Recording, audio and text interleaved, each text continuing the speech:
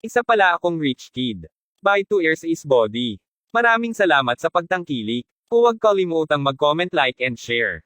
At kung hindi ka pa nakasubscribe sa aking channel, maanong pindutin ang subscribe button at pakihit na din ang notification bell para maging updated ka sa aking mga videos. The Secretly Rich Man. Kabanata 681. Ikaw. Nagkasabay na nagsalita sina Mila at ang dalaga. Halatang pareho kaming hindi inaasahan na magkasalubong. Alice, sino siya? Bakit parang pamilyar siya? Nagtataka na nagtanong ang isa sa mga batang babae. Ang pinuno ng mga batang babae ay walang iba kundi si Alice. Oh, siya si Mila, ang nag-iisang mag-aaral mula sa aming universidad na nakapagtapos ng isang internship sa Hong Kong television station. Medyo naiinggit na sagot ni Alice. Lahat sila ay nagmula sa kagawaran ng broadcasting at hosting sa Mayberry University. Sa makatuwid, natural na nagkaroon ng pagkakataon si Alice na dumating at matuto din dito. Gayunpaman, isang pangkat ng 30 katao ang itatalaga sa mga istasyon ng telebisyon at maraming departamento ng pahayagan batay sa isang tiyak na porsyento. Tanging ang mga may pinakamahusay na mga marka at mga resulta ay bibigyan ang pinakamahusay na mga pagkakataon sa pag-aaral. Oh, alam ko, Alice. Siya ba ang kasintahan ngayon ng iyong dating kasintahan? Maraming mga batang babae na nakatabi ay biglang nagsimulang tumingin kay Mila na may ibang ekspresyon sa kanilang mga mata. Pagkatapos ng lahat, ang matalik na kaibigan ay palaging magiging matalik na kaibigan. Palagi silang kakampi sa kanilang sariling matalik na kaibigan. Dahil ang dating kasintahan at kasalukuyang kasintahan ay parehong nalilito sa oras na ito, ang sitwasyon ay talagang medyo mahirap. Walang itinago si Alice sa kanyang matalik na kaibigan. Hindi ba napag-usapan na ito ng mga batang babae nang una silang makarating sa Hong Kong? Siyempre, pinag-usapan nila ang tungkol sa mga lalaki higit sa anupaman. Bukod dito, sinimulan pa rin nila ang paghahambing ng kanilang sariling mga kasintahan. Upang maging matapat kumpara sa kanyang mga kaibigan, ang unang tao na nakipag-date siya, na walang iba kundi si Quentin ay wala namang karapat-dapat. Sa katunayan, makalipas ang ilang panahon, sinimulan din ni Alice na tanggihan ang katotohanang nakipagrelasyon na siya kay Quentin. Kung tutuusin, ang tanging dahilan lamang kung bakit siya nakasama ni Quentin ay dahil sa akala niya na siya ang tumulong sa kanya. Hindi inaasahan, ang taong tumulong sa kanya ay talagang walang iba kundi si Gerald. Bukod dito, sino ang maaaring maging mas natitirang kumpara kay Gerald?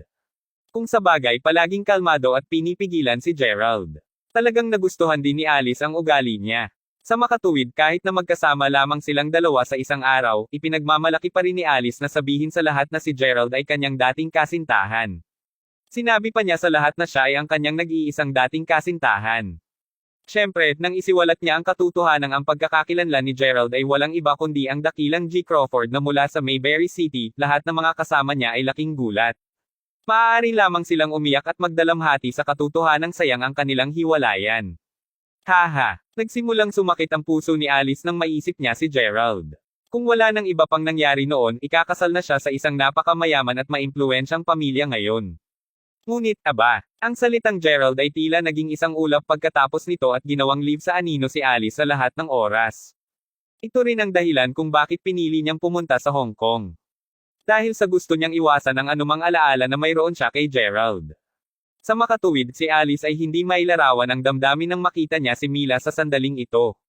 Gayunpaman, ang ganoong uri ng pakiramdam ay halatang hindi gaanong matindi ngayon kumpara sa nakaraan. Maganda pa ba kayo ni Gerald? Tanong ni Alice na may hawakan ng pagmamataas at kay-abangan sa mukha. Oo, mabuti na ang ginagawa natin.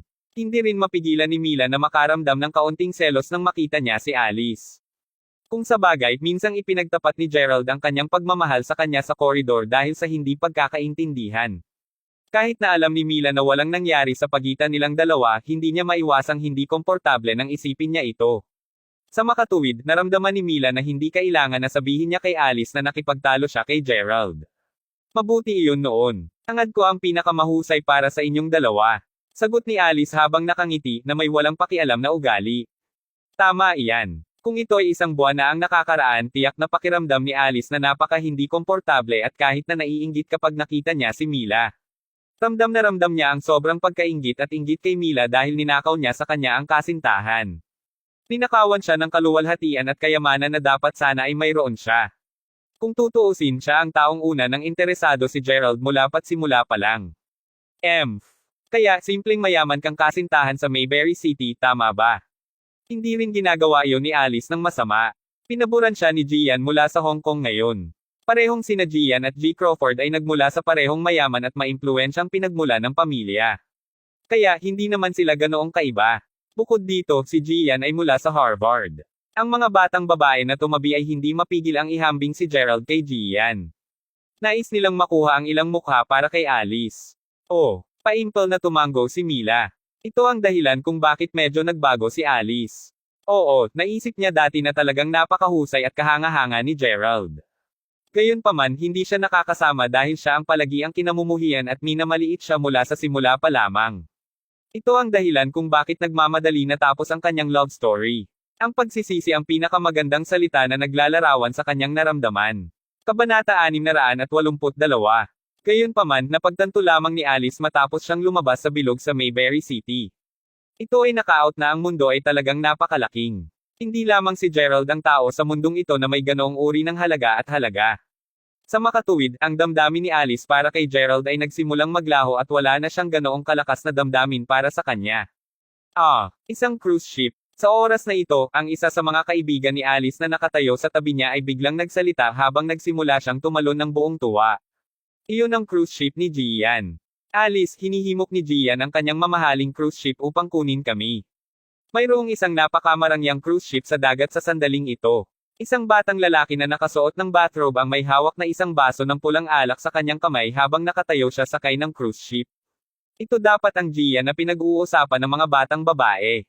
Ginoo, ang gwapo talaga niyan. Tama iyan. Talagang napakapalad talaga ni Alice.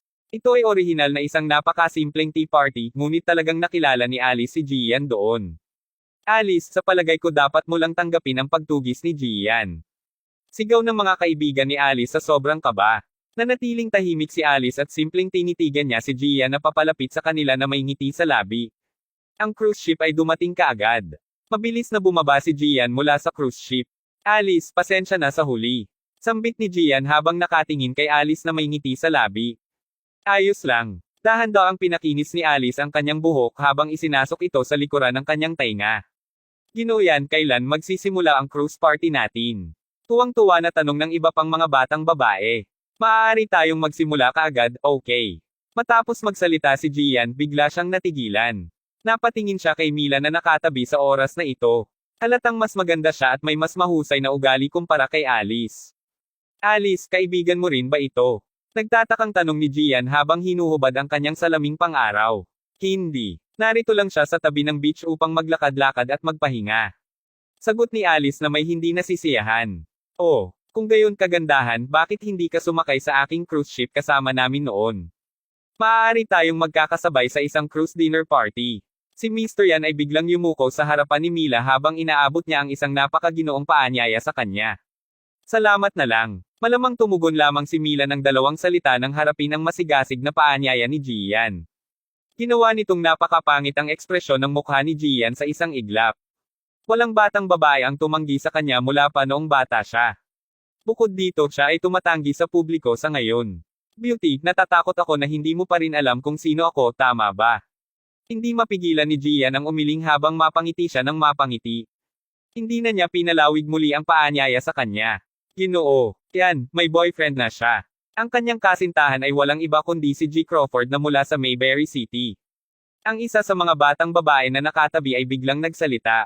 Oh, hindi nakakagulat kung ganon. Mapait na ngumiti si Gian bago niya sinabi, gayunpaman, kahit na siya ay isang mayaman at maimpluwensyang tao sa Mayberry City, doon lamang nalalaman ang kanyang impluwensya at presensya. Dahil tumanggi kang sumali sa amin, humihingi ako ng paumanhin. Alice, tara na. Ilalabas ko kayong lahat upang masiyahan sa simoy ng dagat sa gabi. Sambit ni Gian habang nakatingin kay Alice. Sa sandaling ito, ngumiti si Alice habang tumatango. Sa isang banda, nakatingin siya kay Mila na may medyo mayabang na ekspresyon sa mukha. Tila ba sinusubukan niyang sabihin, kaya paano kung ang lalaking nag-abandona sa akin ay isang napakahusay at maimpluwensyang tao? Palagi akong makakahanap ng isang lalaking may mas mahusay na mga katangian at kakayahan upang ituloy ako. At ikaw, Mila, ay palaging mawawala sa akin kahit na ikaw ay isang diyosa na kahit na ang mga batang babae ay laging hinahangaan. Alice, tingnan mo iyan na, ano iyon? Sa oras na ito, biglang sumirit ulit ang mga batang babae. Gayunpaman sa oras na ito, hindi na ito sa labas ng kaguluhan, ngunit sa halip ay pagkabigla. Kabanata 683. Ang pangkat ng mga tao ay nagulat sa tunog. Nang tumingin sila, nakita nila ang halos 100 tuktok at pinakamaluho na mga cruise ship na lumilitaw sa ibabaw ng dagat sa madilim na gabi. Bakit ito ang tuktok at pinakamaluho? Ito ay sapagkat nang makita nila ang cruise ship ni Gian, naisip nila na ito ang pinakamaluho na cruise ship na nakita nila. Gayunpaman, pagtingin sa 12 ng mga cruise ship sa dagat ngayon, tila ang mga cruise ship ay lahat ay nakasisilaw at hindi ka panipaniwala bilang isang barkong pandigma ng galaxy. Ito ay isang pambihirang tagpo. O aking Diyos! Magkano ang gastos sa isa sa mga cruise ship? Hindi mapigilan ng mga batang babae na mapang-isi sa kilig. Kahit na si Mila ay natigilan sa oras na ito. Lalong nagulat at natigilan si Gian. Siya ay nasa isang ganap na pagkatulala. Ginuyan lahat ba ng mga cruise ship para sa cruise ship festival ngayong gabi? Talagang nasasabik kami ngayon. Tanong ng dalaga kay Gian habang excited na hinawakan ang braso nito. Tama iyan. Pagkatapos ng lahat, ang talagang mayaman at maimpluwensyang mga negosyante at kilalang tao ang karaniwang karapat-dapat na lumahok sa cruise ship festival. Ang sinumang ordinaryong tao ay mapapanood lamang ang ganitong uri ng kaganapan sa telebisyon. Gayunpaman, ang mga batang babae ay talagang hindi inaasahan na makita ang ganitong uri ng malaking eksena kapag sila ay simpleng lumahok sa cruise ship festival sa kauna-unahang pagkakataon. Namumutla rin si Alice sa kaba. Hindi, ang mga cruise ship na ito ay pawang dinisenyo ng mga nangungunang eksperto at propesyonal sa buong mundo. Ang mga cruise ship na ito ay dapat na mula sa Tyscol Island. Ang bawat isa sa mga cruise ship na ito ay hindi mabibili ng salapi. Masiglang sagot ni Gian. Pagkatapos ng lahat, kahit na si Gian ay lubos na may kaalaman at nakita na ang karamihan sa mundo, ito ang unang pagkakataon na talagang nasasaksihan niya ang isang eksenang tulad nito. Gian, ano itong Tyscol Island na iyong pinag-uusapan? Nagtanong ang mga batang babae na hindi pa nila naririnig bago ito. Ang Tyscol Island ay isang maliit na isla sa dagat. Narinig ko lang ito sa tatay ko. Mayroong isang ganap na mayaman at pandaigdigang tao na bumili ng buong isla. Itinayo ng taong iyon ang buong isla at ginawang isang lugar na parang isang kamanghamanghang palasyo sa dagat. Sa madaling sabi, ang buong isla ay napakadako at napakaganda. Hindi pa natin naririnig ito noon. Mayroon bang ganoong kalaki at engranding bahay? Anong itsura? Gian, maaari mo ba kaming dalhin doon upang tingnan ito?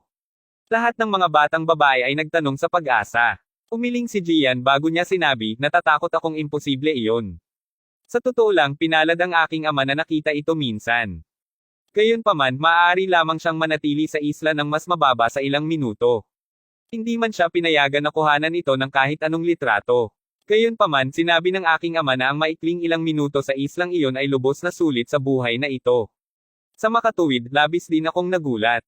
Kung sa bagay, ano ang pagkatao ng aking tatay? Talagang seryoso siya sa pagkamangha at napuno siya ng papuri para sa lugar na iyon.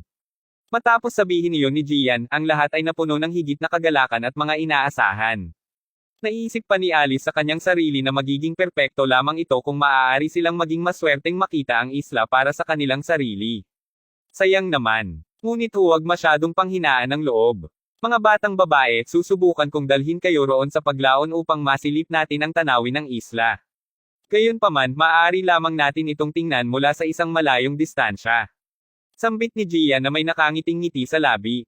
Mabuti yan. Ang mga batang babae ay tuwang-tuwa. Sa oras na ito, ang nangunguna at pinakamaluho na mga cruise ship ay dumating na. Sina Gian, Alice, at ang natitirang mga batang babae ay hindi nang ahas na magpatuloy sa pagsasalita ng malakas at simpleng humakbang lang sila sa gilid. O aking Diyos! Tingnan lamang ang kawani na nagtatrabaho sa mga cruise ship ng Tyscol Island. Lahat sila ay may suot na napakamahal na damit. Siyempre, mahal ang kanilang mga damit. Damit. Handa akong magtrabaho lamang bilang isang empleyado sa isa sa mga cruise ship din. Hindi mapigil ang sabihin ng isa sa mga batang babae. Sure sapat, laging may mga tao na mas malaki pa at mas mahusay kaysa sa atin sa mundong ito. Bago ito, naisip ko na si Gerald ang pinakamagaling at pinakamagaling na tao. Napagtanto ko lang na nagkamali ako nang makilala ko si Gian at iminulat ko ang aking mga mata sa isang bagong mundo.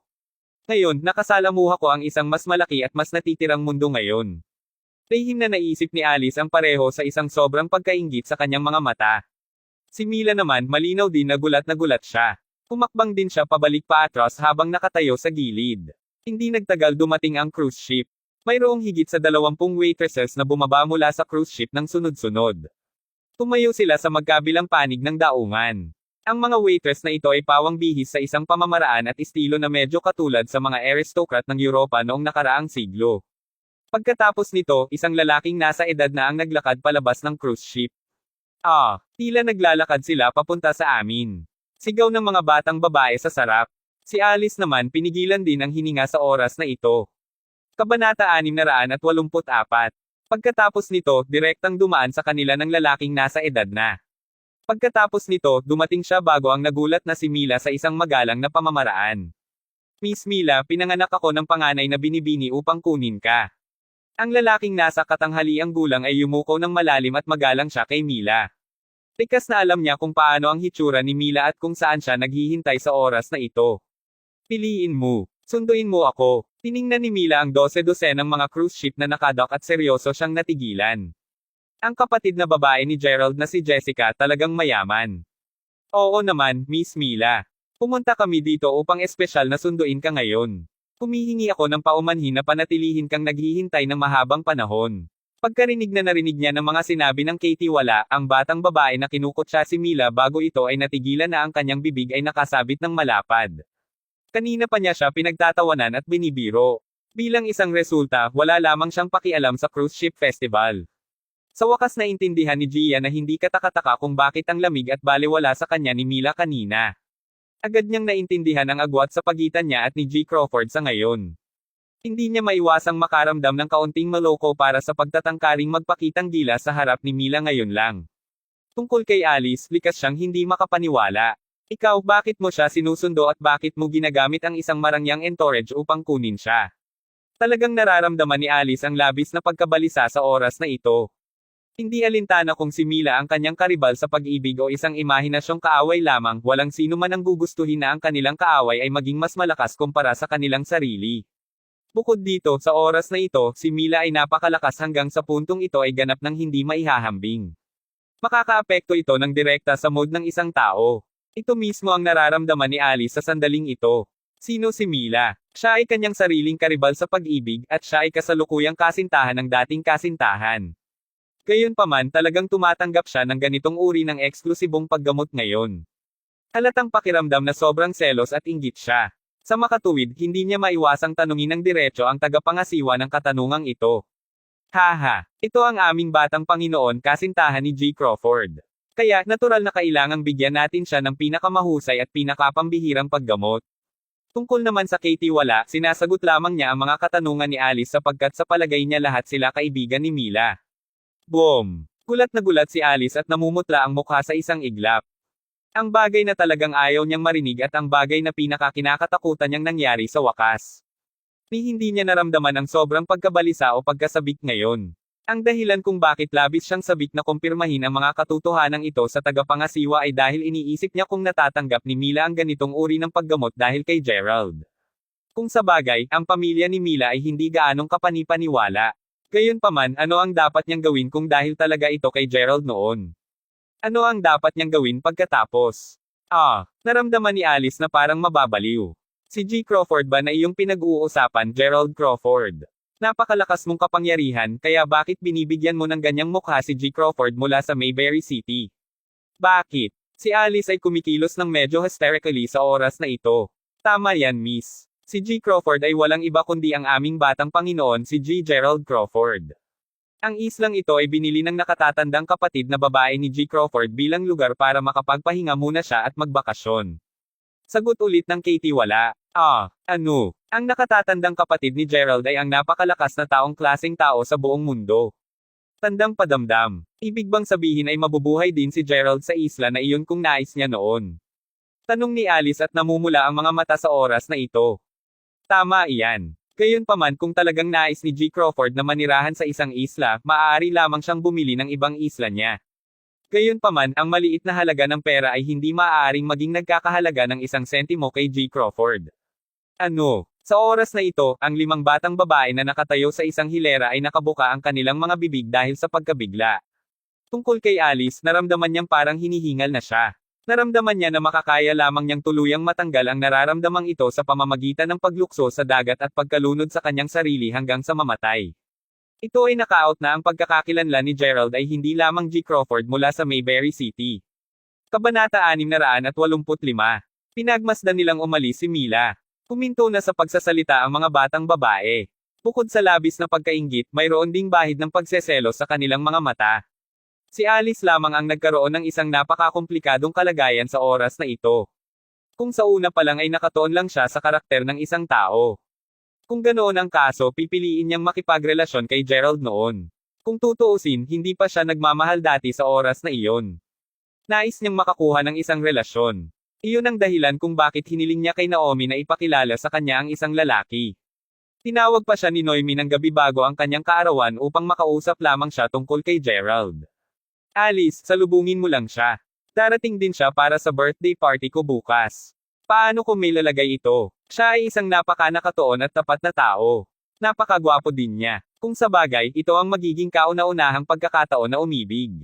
Sa makatuwid, dapat kang maghanap ng isang matapat at mabuting tao upang mapigilan mo siya. Kung iyon ang kaso, pagkatapos ay tiyak na magiging pinakamahusay na kandidato si Gerald. Tiyak na tretuhin kanya ng mabuti. Ayos lang nun. Dahil nasabi mo na ang mga magagandang bagay tungkol sa kanya, pagkatapos ay makikilala ko lang siya bukas pagkatapos. Hehe. Sa oras na ito, inaabangan talaga ito ni Alice. Sa katunayan, naramdaman pa niya na hindi ito magiging isyo kung mahirap si Gerald. Gayunpaman, pagkatapos na makilala sila at matapos marinig ang lahat ng nakakahiyang mga bagay na sinabi ni Danny tungkol kay Gerald, hindi mapigilan ni Alice ang kanyang sarili mula sa paghamak at pagtingin ng masama kay Gerald. Naramdaman niya na kahit na kailangan niyang maghanap ng kasintahan, mas makakabuti siguro na makahanap siya ng mas mayamang kasintahan noon. Ang pananaw at pangunawa ni Alice sa pag-ibig ay nagsimulang magbago ng kaunti mula sa sandaling iyon. Sa makatuwid, talagang nakakasama niya si Gerald noon. At lahat ng pag-aari ni Mila ay magiging kanya na noon. Ang pera ay magiging isang hanay lamang ng mga numero sa kanya sa hinaharap. Nawala na sana lahat ng kahulugan. Hindi na niya kailangan pang makatipid ng anumang pera upang makabili ng anumang mga mamahaling kalakal sa hinaharap. Ngunit ito ay isang awa na walang ngunit. Huli na. Mahigpit na kinuyom ni Alice ang kanyang mga kamao at pakiramdam niya ay hindi nasisiyahan ng malalim sa loob. Alice, nakaalis na sila. Kaya, bakit hindi rin tayo umalis ngayon? Ang ilang mga batang babae ay nawala na ang kanilang interes na sumakay sa cruise ship. Kung hindi man, dapat ba silang sumakay sa cruise ship upang makita nila kung ano ang hitsura ng isla ng ibang tao? Hahaha. Iyon ang isla ng nakatatandang kapatid na babae ni Gerald, ngunit maaari lamang niya itong tingnan mula sa gilid. Hindi niya maiwasang makaramdam ng kaunting inutil habang iniisip niya ito. Hindi ako magbibitiw sa kapalaran. Napatingin si Alice sa mga cruise ship na nawawala sa gabi habang lihim niyang pinapaalala ang sarili. Sa oras na ito, nakalapag na si Mila sa isla. Ang buong isla ay kasing marangya at engrandi tulad ng ginawa ni Gian. Mukha itong isang napakalaki at marangyang palasyo. Napakaganda at nakakagulat. Pumasok na siya sa estate ngunit kakailanganin niyang sumakay sa isang espesyal na kotse upang makarating sa kinaroroonan ni Jessica. Tumagal ng halos 30 minutong biyahe bago tuluyang makarating si Mila sa isang villa sa estate. Pagkatapos nito, siya ay lumabas ng kotse. Bilisan mo at tingnan mo ako. Gusto kong makita kung ano ang hitsura ng aking hipag. Gusto ko siyang makita. Ano ang bilasan? Darating na siya rito. Nang lumabas si Mila sa kotse, nakita niya ang isang batang babae na nakikipaglaban sa isang lalaki. Sinusubukan ng batang babae na agawin ang isang cellphone mula sa bata. Ang batang lalaki na iyon ay isang chubby na tao at nakilala na siya ni Mila dati. Wala siyang iba kundi si Yol. Oh, narito ang hipag. Nang makita ni Yol si Mila, dali-dali siyang tumakbo sa kanya. Kung sa bagay, lahat ng nangyari sa maghapon ay talagang kinakatakutan ni Yol na mamatay.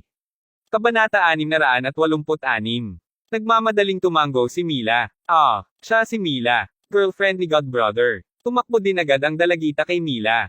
Napakagat siya sa labi dahil sa kuryosidad habang nakatingin kay Mila pataas at pababa.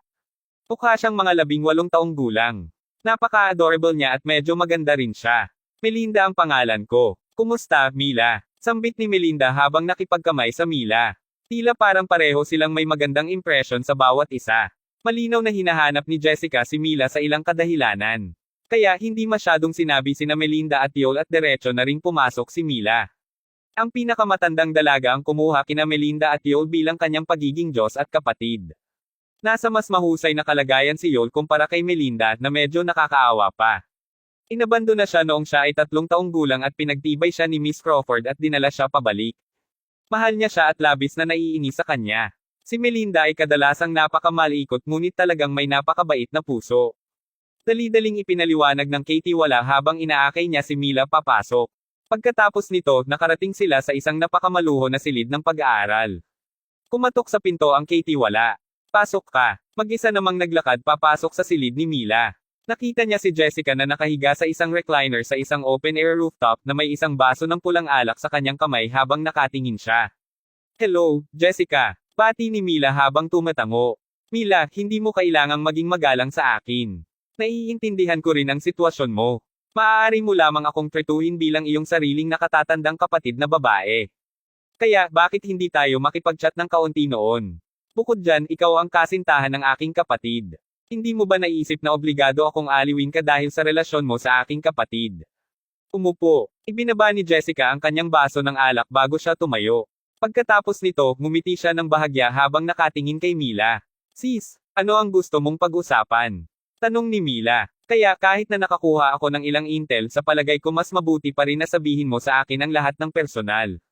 Kaya bakit hindi natin pag-usapan kung paano kayo nagkakilala ni Gerald noon? Sagot ni Jessica. Hindi maintindihan ni Mila ang mga hangarin ni Jessica at kung ano ang ibig niyang sabihin. Kaya, simpleng sinabi niya kay Jessica tungkol sa kung paano niya nakilala si Gerald at pati na rin ang mga detalye ng kanilang mga karanasan na magkasama. Matapos makinig kay Mila, tumango lang si Jessica at sinabi, kaya, ibig mong sabihin na kayong dalawa ay hindi pa nakakaranas o dumaan sa anumang hindi malilimutang magkasama noon. Ganoon lang kayong magkakilala na pareho. Oo, pero sis, sa palagay ko ang pinakamahalagang bagay ay ang magmahal ang dalawang tao kapag sila ay magkasama. Bakit kailangan nilang maranasan o dumaan sa ilang hindi malilimutang mga bagay na magkasama? Sa kaibahan, nararamdaman ko na ang bawat sandali kasama si Gerald ay hindi malilimutan dahil sa kung paano niya ako mahalin at dahil sa pakikitungo niya sa akin. Nang marinig ni Mila ang tanong ni Jessica, hindi niya maiwasang makaramdam ng kaunting kawalan ng kapanatagan sa kanyang puso. Ito ay dahil diretsyong tumusok sa kanyang puso ang mga salita ni Jessica. Kung gayon, hayaan mo akong magtanong sa iyo ng isa pang tanong. Ikaw ay nasa isang relasyon kay Gerald. Kaya, naisip mo bang magpakasal kay Gerald sa hinaharap? Kung iyon ang kaso, naiisip mo ba ito ngayon o naisip mo na ito bago ito at pakiramdam na kapwa kayo ni Gerald ay nakalaan na magkasama mula pa sa simula? Tanong ni Jessica. Naintindihan agad ni Mila ang kahulugan sa likod ng mga salita ni Jessica. Kung siya lang ang nakasama ni Gerald upang makasama siya kung ganoon ay hindi masyadong pinag-isipan ni Jessica ang bagay na ito. Gayunpaman kung nais ni Mila na magpakasal kay Gerald at pagkatapos ay maging isang miyembro ng pamilyang Crawford, kung gayon ang mga bagay ay hindi na magiging simple. Bukod dito, natakot din si Jessica na si Mila ay nakipagrelasyon lamang kay Gerald dahil sa kanyang pera. Napakatalino mo rin na babae, Mila. Kaya, naniniwala akong naiintindihan mo ang ibig kong sabihin. Dapat mo ring malaman na lubos na si Gerald ay maaaring maging napaka-auto at gullible pagdating sa relasyon sa pagitan ng isang lalaki at isang babae. Si Gerald ay nawawala sa maraming pag-ibig at pagmamahal noong siya ay bata pa dahil sa ilang mga patakaran at regulasyon sa aming pamilya. Kaya pakiramdam niya ay may kakaibang naantig tuwing ginagamot siya ng mabuti ng isang batang babae kahit na ito ay isang napakasimpleng kilos lamang. Gusto ko talagang alamin kung mahal ka ba talaga ni Gerald at gusto ko ring malaman kung ano ang gusto mo tungkol kay Gerald.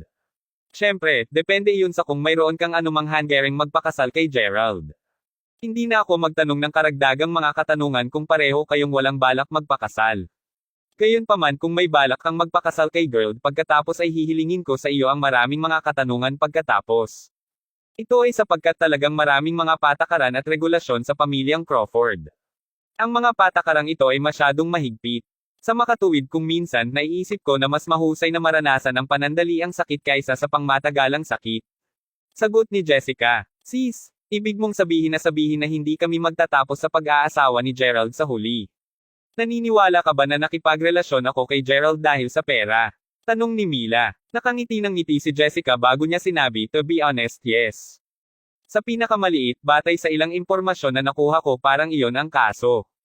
Siyempre, alam ko din na mayroon kang isang natatanging pagkatao at karakter at hindi ka magsisinungaling kay Gerald. Gayunpaman, natatakot ako na hindi ka papayag ang aking mga magulang na magpakasal kay Gerald. Pagkatapos ng lahat, nasaksihan mo lamang ang dulo ng malaking bato ng yelo ng lakas at kapangyarihan ng pamilyang Crawford. Sa makatuwid, naiisip mo kung gaano kalakas at maimpluwensya ang pamilya Crawford. Kaya, ang pamilyang Crawford ay may likas na paraan sa paggawa ng mga bagay at kanilang sariling mga alituntunin. Kabanata 687. Malinaw na naintindihan ni Mila ang sinusubukang sabihin sa kanya ngayon ni Jessica. Binigyan din siya ni Jessica ng isang napakalinaw na pahiwatig. Hindi mapigilan ni Mila na maramdaman na ang puso niya ay talagang nasa sobrang sakit sa sandaling ito. Orihinal na naisip niya na ang mga bagay ay magiging napakasimple at magtatapos siya na ikakasal kay Gerald at magagawa nila ang natitirang buhay nila ng magkasama noon. Gayunpaman, sa pagtingin sa paraan nito, tila ito ay ganap na imposible. Hindi sinabi sa kanya ni Gerald ang lahat dati. Sa makatuwid, naisip lamang ni Mila na siya ay isang napakamayaman at maimpluwensyang tao lamang sa Mayberry City. Ngunit paano maaaring malaman ng sinumang ordinaryong tao ang anumang bagay tungkol sa kanyang totoong pagkakakilanlan at pinagmulan? Kaya, Mila, inaasahan kong maglagay ka ng ilang saloobin sa bagay na ito kapag bumalik ka. Dapat mong isipin kung paano mo isasagawa ang iyong relasyon kay Gerald at kung aling direksyon ang nais mong gawin sa relasyon na ito. Tinapik ni Jessica sa balikat si Mila bago niya sinabi, maaari kang manatili dito sa islang ito ngayong gabi. Dadalan ko ang isang tao para pauwiin ka bukas. Bukod doon, makakapunta ka sa aking Tyskull Island kahit kailan mo nais sa hinaharap. Gayunpaman, Mila, may isang bagay na dapat mong ipangako sa akin. Ito ay patungkol sa bagay na nabanggit ko sa iyo dati. Inaasahan kong hindi mo sasabihin kay Gerald na pareho tayong nagkita ngayon. Tikas na tumango si Mila bilang sagot. Malinaw na talagang gusto talaga ni Jessica si Mila. Gayunpaman, wala ring magawa si Jessica pagdating sa ilang mga bagay. Ang tukoy na resulta ng pagtatapos ay ganap na nakasalalay sa reaksyon at desisyon ni Mila at Gerald. Sinabi lamang sa kanila ni Jessica tungkol sa bagay na ito ng maaga sapagkat mahal at inalagaan niya sila. Nang gabing iyon, hindi makatulog si Mila. Ilang beses na niyang naisip ang tawagan si Gerald. Gayunpaman, hindi niya maiwasang isipin ang katotohanang palaging tinutulungan siya ni Gerald simula pa lang. Kung sa bagay, simula't huli ay wala na siyang nagawa para kay Gerald. Sa halip, si Gerald ang gumagawa ng lahat para sa kanya sa lahat ng ito. Ito ay ang parehong kaso ngayon. Hiniling ni Mila ang tulong ni Jessica kahit na nasa Hong Kong siya. Kung hindi man, hindi sana niya makitungo ang isang tulad ni Hallie ng mag-isa. Kung nais talaga niyang makasama si Gerald at gugulin ang natitirang buhay sa kanya, dapat malaman niya kung paano maging independyenta. Sa ganoong paraan, maibabahagi niya ang mga alalahanin ni Gerald at matulungan siya sa hinaharap sa halip na idagdag sa kanyang pasanin. Tahimik lamang na naalala ni Mila ang kanyang sarili. Kasabay nito, kakagaling lang ni Gerald sa kanyang kama. Kinuha niya ang kanyang cellphone at tatawagin niya si Mila dahil naging ugali na niya itong gawin. Ang dalawa sa kanila ay hindi pa nakikipag-ugnay sa isa't isa sa 2 hanggang 3 araw ngayon. Magsisinungaling siya kung sinabi niyang hindi niya ito pinalampas. Gayunpaman, matapos itong pag-isipan, nagpa siya si Gerald na kalimutan ito. Kung sa bagay, baka magalit pa si Mila. Ipapaliwanag lamang niya sa kanya ng personal ang mga bagay kapag tumungo siya sa Hong Kong sa loob ng ilang araw. Manatili din siya kasama si Mila sa Hong Kong ng ilang araw pagkatapos. Gayunpaman, gumawa pa rin ng pagkusa si Gerald na magpadala ng isang text message kay Mila upang sabihin sa kanya na magpahinga ng maaga at iba pa. Ang bagay ay naayos na at si Gerald ay makakapasok sa Salford University bukas bilang isang transfer student. Gagamitin niya pagkatapos ang kanyang pagkakakilanlan bilang isang mag-aaral ng paglipat upang malaman ang karagdagang impormasyon tungkol sa batang babae. Ang unibersidad ay nagbigay din ng maraming pansin sa bagay na ito matapos malaman ang tungkol sa pagkatao ni Gerald. Siyempre, sinabi ni Gerald sa unibersidad na panatilihin ang isang mababang profile at hindi niya nais na isapubliko ng unibersidad ang bagay na ito. Kung sa bagay, hindi talaga siya transfer student. Para sa klase, si Gerald ay naatasan sa parehong klase ni Marvin. Si Marvin ay anak ng iligal na tour guide. Siya ay isang mabilog at matalinong binata. Nagpa-appointment si Gerald kasama si Marvin ng maaga sa umaga kinabukasan at sabay silang lumabas. Hoy, young master, ito ang ating unibersidad. Hayaan mo akong ipakita sa iyo sa paligid ng ating unibersidad ngayon. Hindi ako bata, Panginoon. You can just call me Gerald, sagot ni Gerald na may isang nakangiting ngiti sa labi. O sige, young master Gerald. Walang imak si Gerald. Pagkatapos nito, pareho silang nagtungo sa kanilang silid-aralan. Sa oras na ito, marami ng mga tao sa loob ng silid-aralan. Sa sandaling nakita nila si Marvin na humahantong kay Gerald papasok sa silid-aralan, alam agad ng lahat na ito ang transfer student na binanggit ng guro na opisyal na sasali sa kanilang klase ngayon. Naghihintay din ang guro sa loob ng silid-aralan mula ng madaling araw. Gerald, inayos na ang upuan mo ng maaga. Pwede ka munang umupo, sinabi ng guro. Kabanata 688. Sa katunayan, nabanggit na ni Gerald na hindi na niya kakailanganin ng anumang espesyal na atensyon o pangangalaga mula sa unibersidad. Pagkatapos ng lahat, simpleng pupunta siya rito sa ilalim ng dahilan ng isang transfer student sa loob ng ilang araw. Gayunpaman, halatang tumatanggap si Gerald ng ginustong paggamot. Nakaupo siya sa pwesto na diretso sa harap ng silid-aralan. Guro, hindi pagmamayari ang upuang iyon. Pag-aari ito kay Fabian. Bakit mo kailangan ibigay sa kanya ang pwesto ni Fabian? Tandang padamdam. Sa oras na ito, biglang tumayo ang isang batang babae at hindi nagtanong na nagtanong habang itinuturo kay Gerald. Isabel, dito lang lumipat si Gerald. Paano ka makakapagsalita sa ganitong pamamaraan? Makaupo lang muna si Gerald dito. Mag-aayos ako ng isa pang pwesto para kay Fabian pagbalik niya mula sa kanyang kompetisyon. Walang magawa na sumagot ang guro na may malaswang ngiti sa labi. Bakit? Tandang padamdam panipi. Nagpatuloy na nagtanong si Isabel ng balisa habang nakatitig kay Gerald sa galit at pagkasuklem. Isabel, ikaw ang kinatawan ng klase. Kaya, bakit ka nagsasalita sa paraang iyon? O sige, napagpasyahan na. Matapos magsalita ang guro, ngumiti siya kay Gerald bago lumabas ng silid-aralan. Pagkatapos nito, napuno ang klase ng pagbulong ng mga mag-aaral sa kanilang sarili. Karamihan sa kanila ay pinag-uusapan ang katotohanan na tila ba hindi gaanong masaya si Gerald dito at iba pa, dahil nasaktan na niya ang kinatawan ng klase. Pagkatapos ng lahat, ang mga tao sa pangkalahatan ay may kaugaliang manakot sa mga hindi kilalang tao. Ito ay totoo anuman ang sa paaralan o sa lugar ng trabaho. Kaya, lahat ay likas na nagpakita ng isang hindi maipaliwanag na pag-alit na pag-uugali kay Gerald, na ang bagong mag-aaral sa paglipat, na parang natatakot silang subukan at agawin ni Gerald ang mga bagay mula sa kanila pagkatapos pumunta dito. Gayunpaman, hindi masyadong pinansin ni Gerald ang lahat ng ito. Kung tutuusin, napakalinaw ni Gerald tungkol sa kanyang hangarin sa pagpunta dito. Sa makatuwid, natural na hindi siya magbibigay ng pansin sa ganitong uri ng walang kwentang bagay. Sinabi ni Isabel na maraming kakilakilabot at nakakasakit na mga bagay kay Gerald matapos siyang makaupo. Hindi mapakali si Gerald tungkol dito. Nang matapos na ang klase, may binulong si Isabel sa ilang mga kaibigan.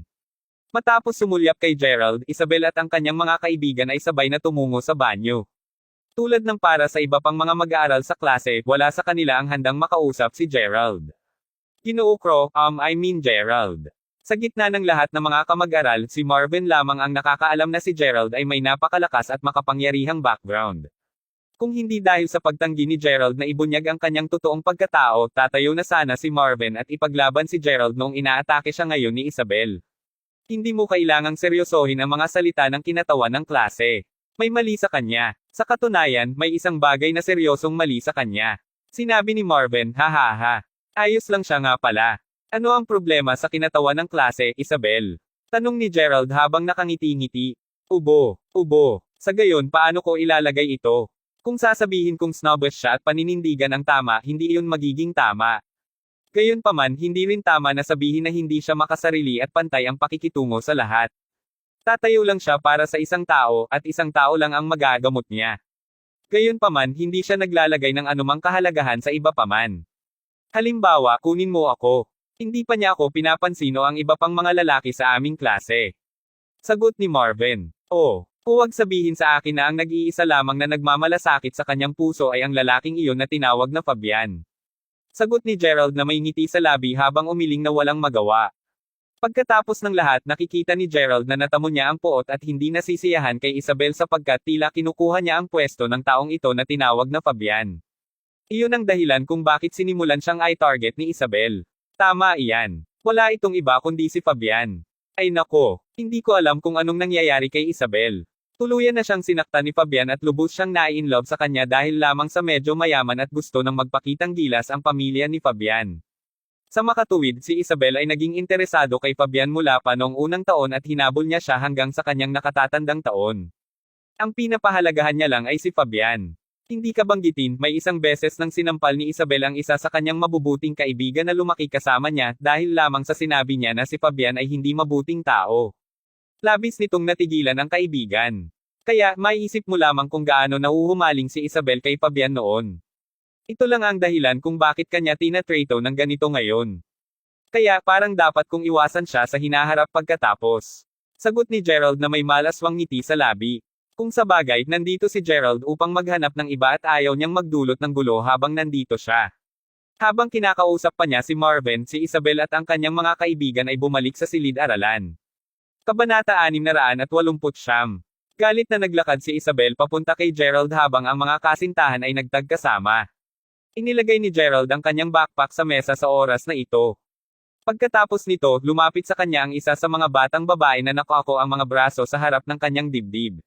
Nagpanggap siya na parang walang nangyayari habang hinihila niya ang backpack ni Gerald at ibinagsak ito sa lupa.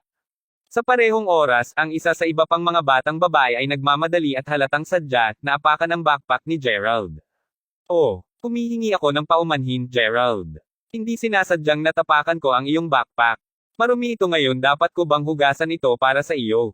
Tanong ng dalaga habang nakatingin kay Gerald na may humihingi ng paumanhin na mukha. Malinaw na alam ni Gerald na sadyang ginagawa ito ng mga batang babae. Naiisip lang niya na malas talaga siya na nasaktan ng isang pangkat ng mga batang babae sa kanyang unang araw dito. Madali silang makakalaban ni Gerald. Gayunpaman, hindi dumating si Gerald dito upang magpakitang gilas. Sa makatuwid, hindi talaga mapakali si Gerald sa mga batang babae. Napailing lang siya ng may mapangiti na mukha habang sinasabi, "Salamat, ngunit hindi mo kailangang gawin iyon." Matapos niyang magsalita, inunat ni Gerald ang kanyang kamay habang sinusubukan nitong agawin ang kanyang backpack. Hindi na kailangan. Paano natin ito magagawa? Isabel, ano sa palagay mo ang dapat nating gawin noon? Tanong ng batang babaeng may mahabang buhok habang nakatingin kay Isabel. Madali lang yan. Matapos niyang magsalita, kumuha si Isabel ng isang bote ng tubig bago siya direktang nagbuhos ng tubig sa backpack ni Gerald. Marami sa kanilang mga kamag-aral ang nanood ng eksenang ito na naglalahad sa harap nila sa tuwa. Ito ay isang napakalupit na paraan para maipakita ni Isabel ang kanyang kapangyarihan at awtoridad sa klase na ito. Ang pamilya ni Stella ay napakalakas sa Salford. Si Stella ay mabuting kaibigan din kay Isabel. Malinaw na sinusubukan ni Stella na makakuha ng hustisya para kay Isabel. Tama iyan. Malas talaga ang lalaking to. Ito ay simpleng mahusay. Hindi lang niya nasaktan si Isabel, ngunit nasaktan din niya si Stella. Magkakaroon ng magagandang palabas para panoorin natin sa hinaharap. Pinag-usapan ng mga kamag-aral ang bagay na ito sa kanilang sarili sa mahinang boses. Pagkatapos nito, tumingin si Stella kay Isabel na parang sinusubukan niyang patunayan ang kanyang punto. Tingnan mo, Isabel. Wala siyang lakas ng loob na lumaban. Pagkatapos nito, ang mga batang babae ay bumalik sa kani-kanilang mga upuan. Gerald, si Stella ay may isang matatag na pinagmulan ng pamilya ngunit sa palagay ko wala silang kasing pera tulad ng sa iyo. Bukod dito, parang sadyang binubuli ka nilang lahat. Sinabi ni Marvin kay Gerald sa mahinang boses. Ngumiti si Gerald bago umiling at sinabing, "Okay lang." Matapos niyang magsalita, kinuha ni Gerald ang kanyang basang backpack bago ilagay ito sa windowsill upang matuyo ito. Pagkatapos nito, hiniling niya kay Marvin na samahan siya sa banyo. Damn it. Hindi nga siya nagagalit pagkatapos naming gawin iyon sa kanya. Ang isa sa mga batang babae ay ganap na nagwawala para sa mga salita matapos makita na hindi galit si Gerald, at hindi man lang niya naramdaman na napahiya kahit na matapos ang kanilang ginawa. Sa halip, nakangiti pa rin siya na parang walang mali. Si Stella at Isabel ay nakaramdam din ng kaunting pagkabalisa. Sa oras na ito, magsisimula na ang kanilang magkasanib na klase. Matapos ang maikling sandali, tumungo agad ang lahat sa silid-aralan. Nagpanggap din si Gerald na magtungo sa magkasamang silid-aralan upang makasabay sa kilos niya. Hindi siya nagdala ng anumang mga libro kasama niya. Kapag ang lahat ay naglalakad patungo sa magkasamang silid-aralan, lahat sila ay masigasig na nakikipag-chat sa kanilang sarili. Gayunpaman, pagpasok nila sa magkasamang silid-aralan, biglang nagsara ang lahat at lahat sila ay tahimik na para bang naayos na nila ito ng maaga. Maging sina Stella at Isabel ay tuluyan ding natahimik sa oras na ito. Si Gerald ay nakikipag-chat din kay Marvin habang naglalakad papasok sa magkasamang silid-aralan. Nang tumingin siya sa harap ng silid-aralan, nakita niya na ang guro ay hindi pa nakakarating sa silid-aralan. Ngunit bakit ang bawat tao ay napakatahimik at may pag-uugali noon? Gayunpaman tahimik na naintindihan ni Gerald ang dahilan ng tumingin siya sa unang hilera ng pinagsamang silid-aralan. Mayroong dalawang batang babae na nakaupo sa harap na hilera ng pinagsamang silid-aralan. Pareho silang maganda. Sa katunayan, si Stella at Isabel ay maaari ring isaalang-alang bilang napakagandang mga batang babae. Gayunpaman, mahuhuli sila kung ihinahambing sila sa dalawang batang babae. Sa oras na ito, halatang napansin din ng dalawang batang babae ang tingin ni Gerald. Kabanata 690. Nang ang babaeng mas maganda ay itinaas ang kanyang ulo at nakita si Gerald, lumingon siya sa isang malamig at hindi nag-aalalang pamamaraan. Medyo nagulat ang ibang babae nang makita niya si Gerald. Itinulak ni Marvin si Gerald upang bigyan siya ng isang pahiwatig na ito na. Paano maaaring hindi sila makilala ni Gerald? Ang dalawang batang babae ay hindi lamang anumang ordinaryong dumadaan sa kanya. Ito ang may kakayahan at makapangyarihang mga batang babae na nakilala niya sa bundok ng araw na iyon. Iyon ang batang babae na medyo kamukha ni Keita. Gayunpaman, hindi natuloy si Gerald sa pagtitig sa kanila. Sa halip, kumilos ng walang galaw habang mabilis niyang binawi ang kanyang tingin. Umupo si Gerald sa isang hilera sa likuran ng dalawang babae kasama si Marvin. Maaari ba talaga siyang mula sa pamilya Fenderson? Habang tumitingin ito sa kanya, mas naramdaman ni Gerald na ang batang babae ay talagang kamukha ni Keita. Ang batang babae na nagngangalang Jasmine ay talagang napakalamig at mayabang. Napansin ni Gerald na kahit siya ay talagang maganda, parang hindi niya gaanong nailarawan ang labis na emosyon o ekspresyon sa kanyang mukha. Gayunpaman, ang kanyang kasama ay tila naging mas aktibo at madaling lapitan. Nasisiyahan si Marvin na gumawa ng mga nakakatawang bagay at gumawa ng mga biro upang maakit ang pansin ng ibang tao sa kanya kapag nasa klase sila. Ang batang babae na iyon ay tumawa ng ilang beses dahil sa mga biro at kalokohang kilos ni Marvin. Sa lalong madaling panahon, ang unang dalawang klase ay natapos ng ganoon. Ang mga klase sa universidad sa pangkalahatan ay mabilis na natapos. Umalis din agad ang dalawang dalaga. Jasmine, sa tingin mo interesado sa'yo ang lalaking yon? Hihihi. Nang masagasaan namin siya sa huling pagkakataon, nakatingin din siya sa iyo ng direkta. Nang makita ka niya sa silid-aralan ngayon lang, nakatingin din siya sa iyo at nakatuon sa iyo ang tingin niya. Maaari kong garantiya na siya ay talagang in love sa iyo tulad ng lahat ng iba pang mga lalaki. Ang dalawang batang babae ay nagpatuloy na nakikipag-chat sa kanilang mga sarili habang naglalakad sila patungo sa itaas na palapag ng campus. Sa palagay ko nakatingin siya sa iyo sa halip. Namula si Jasmine sa hiya. Ito ay malinaw na siya ay napakasensitibo at nahihiya pagdating sa ganitong uri ng paksa. Maaaring hindi mo alam ito ngunit talagang nakatingin ako sa lalaki mula sa gilid ng aking mata sa panahon ng klase ngayon lang. Napagtanto kong si Chubby Wadley at ang lalaking iyon ay kapwa sinusunod ka at lihim na nakatingin sa iyo. Ang Chubby Wadley na iyon ay nagtatago sa likuran upang silipin kami sa klase sa nakaraan. Ito ay simpleng perpekto ngayon. Mayroon siyang kasama na ganoon din ang ginagawa sa kanya. Alam ng mga batang babae ang pangalan ni Marvin ngunit nasanay na sila sa pagtawag sa kanya na Chubby Wadley.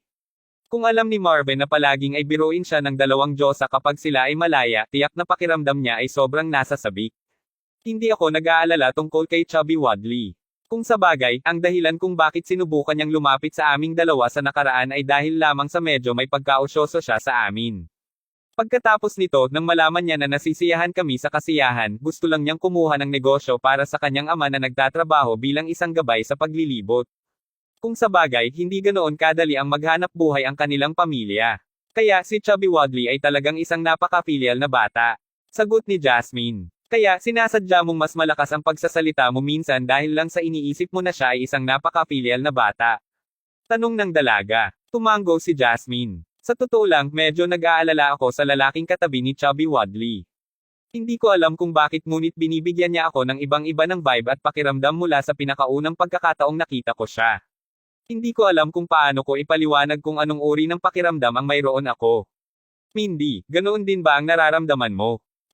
Ako paano ko may lalagay ito? Marahil ay kaunti lamang. Gayunpaman, halatang hindi ito seryoso tulad ng paglabas mo. Iniisip ko lang na dapat siya ay isang kawili-wiling tao. Sagot ni Mindy habang nakangisi. Sa palagay ko dapat tayo maging mas maingat. Hindi natin dapat isiping magdulot ng anumang pinsala sa iba, ngunit dapat din nating bigyan ng higit na kahalagahan ang pagtatanggol sa ating sarili. Napakahirap para sa amin na magkaroon ng oportunidad na ito na lumabas at mag-aral. Sa makatuwid, dapat tayong maging mas maingat at alerto. Ang sabi ng dalaga. Sige kung ganun, ako, Jasmine, tingnan mo. Parang si Chubby Wadley at ang lalaking iyon ang nasa likuran namin. Sinabi ni Mindy sa mahinang boses. Hindi namin kailangang pakialam sa kanila. Halika tayo at uminom. Matapos magsalita si Jasmine, magkasamang lumakad ang dalawa sa isang kafe. Gerald, tingnan mo. Hindi ba yon ang Diyosa? Mukhang kukuha sila ng kape. Hindi napansin ni Marvin at Gerald ang dalawang magagandang dalaga ngayon lang. Napansin lamang ni Gerald ang dalawang dalagita nang banggitin sa kanya ni Marvin ang bagay na ito. Hehe, bakit hindi natin sundin ang mga ito sa kape upang masuri natin ang kanilang pag-uusap noon? Tanong ni Marvin. Sa palagay ko hindi ito magandang ideya.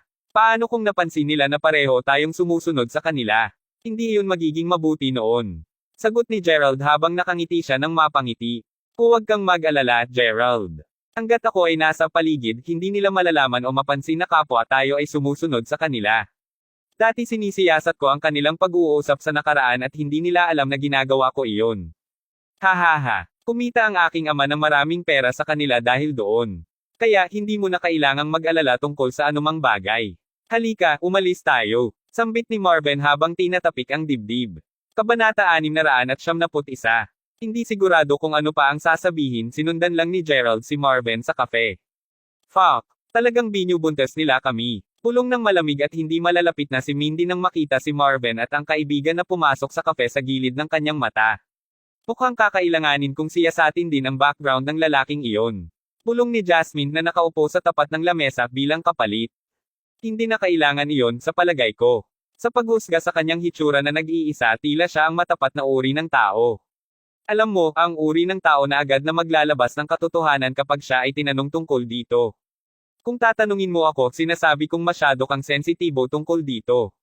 Siguradong matatakot mo ang creep sa kanya tulad ng ginagawa mo sa lahat ng ibang mga lalaki. Ibig kong sabihin maging matapat tayo kung gaano karaming mga kalalakihan ang hindi tumakas patungo sa mga burol matapos silang makilala.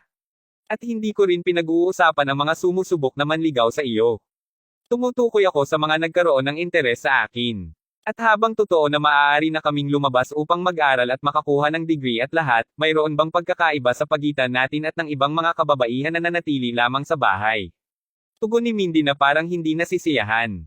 Hindi ako makapaniwalang sinabi mo talaga yan. Kung narinig iyon ni Lolo, siguradong sisigawan kanya ng walang duda. Sa katunayan, hindi ito maaayos na ipalagay na titigil din siya sa pagbabayad para sa iyong bayad sa pagtuturo. Alalahanin mo ang sinabi niya. Mayroon kaming mga kaaway na nagtatago sa likod ng bawat sulok kaya mas mabuti kang mag-ingat. Paalala ni Jasmine. Nakuha ko ito. Sa palagay ko tama ka. Tuldok-tuldok panipi. Pagkatapos nito tumigil lang sa pagsasalita si Mindy. Samantala, sina Gerald at Marvin ay nakaupo lang sa mesa sa tabi nila. Sa totoo lang, hindi inaasahan ni Gerald ang anuman sa mga ito. Malalim siya ay may pakiramdam na may isang bagay na pinaghiwalay siya sa mga taong ito.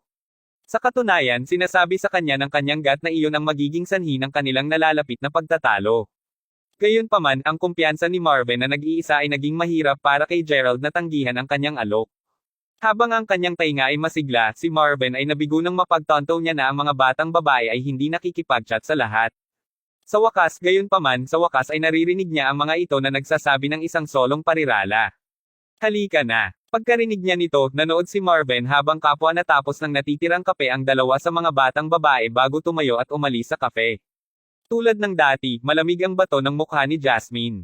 Gayunpaman sa oras na ito, nakatanggap si Gerald ng isang nakakainis na sulyap mula kay Mindy bago umalis ang dalawang batang babae para sa kabutihan. Wow! Talagang sinusuri ka niya, Gerald. Sinabi ni Marvin na totoong humanga. Nakakaawa naman. Hindi man lang kami nagkaroon ng pagkakataong marinig silang magsalita sa lahat. Ito ay halos hindi magkaroon ng anumang kahulugan. Bakit nila piniling ibulong sa bawat isa sa oras na ito? Sumusumpa ako na naririnig ko ang normal na pagsasalita nila sa huling pagbuntot ko sa kanila. Dagdag ni Marvin na napabuntong hininga. Ano ang isang pagpapalampa-impol na tinapik ni Gerald ang balikat ng kaibigan habang umiling-iling sa pakikiramay. Ano man kung ang kanyang kutob ay tama kung gayon ang kanilang plano ay natuklasan na ng mga batang babae. Nakalulungkot talagang si Marvin ay tila ganap na hindi nito napapansin. Matapos maghiwalay ng mga paraan sa kanya, hindi man lang nag-abala si Gerald sa pagdalo sa kanyang mga panayam sa hapon, sa halip ay pipiliing umuwi. Nasa paligid iyon ang napagtanto niya na talagang kailangan niyang maghanap ng pagkakataong makipag-chat kay Jasmine. Habang iniisip niya ito, nagsimulang mag-ring ang kanyang telepono. Nagulat siya, nagpakita ng isang espesyal na numero ang caller ID. Ito ay isang tawag mula sa duo ng Drake at Tyson. Dahil bihira silang tumawag sa kanya maliban kung may tunay na emerhensya, agad na kinuha ni Gerald ang tawag. Ano ito? Ginoo Crawford. Kailangan mong umuwi kaagad sa instant na ito. Ang ilang mga tao ay binubuntes ka at maaari ko lamang ipalagay na nalaman nila ang tungkol sa iyong tunay na pagkatao. Sumagot Drake, tunog tila urgent. Panipi tuldok. Ha! Matapos marinig iyon, dahan-daang sinubukan ni Gerald na tumingin sa likuran niya nang hindi ito masyadong halata. Gayunpaman, ang nakikita lang niya ay isang masikip na kalye. Nasa campus pa rin siya kung tutuusin, kaya karaniwan ang mga pasyang tulad nito. Nasabi ng duo ng Drake at Tyson na siya ay natail sa pamamagitan ng paggamit ng napakasopistikadong aparato sa kaligtasan na palaging dinala ni Gerald. Sa pamamagitan nito, na-monitor nila ang kanyang paggalaw at inalerto siya sa anumang mga natukoy nilang kakaibang katangian. Nagpadala ako ng ilang mga kalalakihan, G. Crawford. Mangyaring pigilin ang pagtagal sa labas. Roger. Sagot ni Gerald bago tumambay. Pagkatapos ay agad siyang sumakay ng taxi upang umuwi. Naging maingat siya na hindi ibunyag ang kanyang pagkakakilanlan sa sinuman, tama ba? Sino sa mundo ang maaaring magbuntot sa kanya? Kuya, ang bata ay nadulas. Panipi. Kabanata 672. Ang tinig ay nagmula sa isang binata na bahagi ng isang pangkat na binubuo ng katulad na may edad na mga tao. Lahat sa kanilang 5 ay nagtamo ng pantay na malamig at nakamamatay na mga titig habang nakatayo sila sa loob ng dagat ng mga tao. Bakit lahat kayo nakatayo pa doon? Sundan mo siya, sigaw ng isa sa mga binata na tila pinuno ng pangkat. Gayunpaman, bago pa man sila makagawa ng kanilang susunod na paglipat, napagtanto ng pangkat ng 5 na napalibutan na sila. Hindi nagtagal ay naganap ang isang away at naganap ang kaguluhan na pumipigil sa kanila na magpatuloy sa kanilang misyon. Fuck off. Galit na ungol ng pinuno habang itinatabi ang hindi kilalang mga salakay, desperadong sinusubukang takasan ang kaguluhan. Sa oras na sa wakas ay napalaya niya ang kanyang sarili, wala na si Gerald kung saan makikita. Galit na galit pinuno ng grupo pagkatapos ay nagsimulang stomp ang kanyang paalaban sa kalsada ng Alcatran upang bitawan ang kanyang pagkabigo. Tulad ng nangyayari, sa loob ng isang manor na nakatago sa paningin ng publiko, isang grupo ng mga teenager ang lumapit sa isang mayordoma bago tanungin ng isa sa kanila, nasaan ang batang may bahay? Nasa dojo siya, sagot ng mayordoma. Matapos masagot ang kanilang katanungan, ang pangkat ng 12 ay nagsimulang magtungo roon. Samantala, abala si Jasmine sa sparring ng iba sa dojo. Ang kanyang buhok ay nakatali sa isang nakapusod at isinalin niya ang isang malutong puti, martial arts robe. Ang mga kalaban niya ay 7 binata na karaniwang nagmimisyon kasama ang 5 iba pa na ipinadala upang habulin si Gerald. Kahit na malinaw na mas marami siya, si Jasmine pa rin ang gumagawa ng halos lahat ng pambubugbog. Naruroon din si Mindy kahit na simpleng nangangalot siya ng chips ng patatas habang paminsan-minsang pinapalakayan si Jasmine habang nagpapatuloy siya sa pagsuntok sa hangin mula sa kanyang mga kalaban. Napapabuti ka pa nito, batang ginang. Sa paghuhusga sa kung gaano kabiilas ang iyong pag-unlad ay malapit na, sa palagay ko ay wala na akong maituturo sa iyo. Sinabi ng kanyang Panginoon na nagmamasid sa kanyang spar sa simula pa lamang. Sa sandaling natapos ang pangungusap ng Panginoon, ang pangkat ng 12 mula kanina ay dumating sa dojo. Nang makita si Jasmine, lahat ng 12 sa kanila ay yumuko ng magkasabay.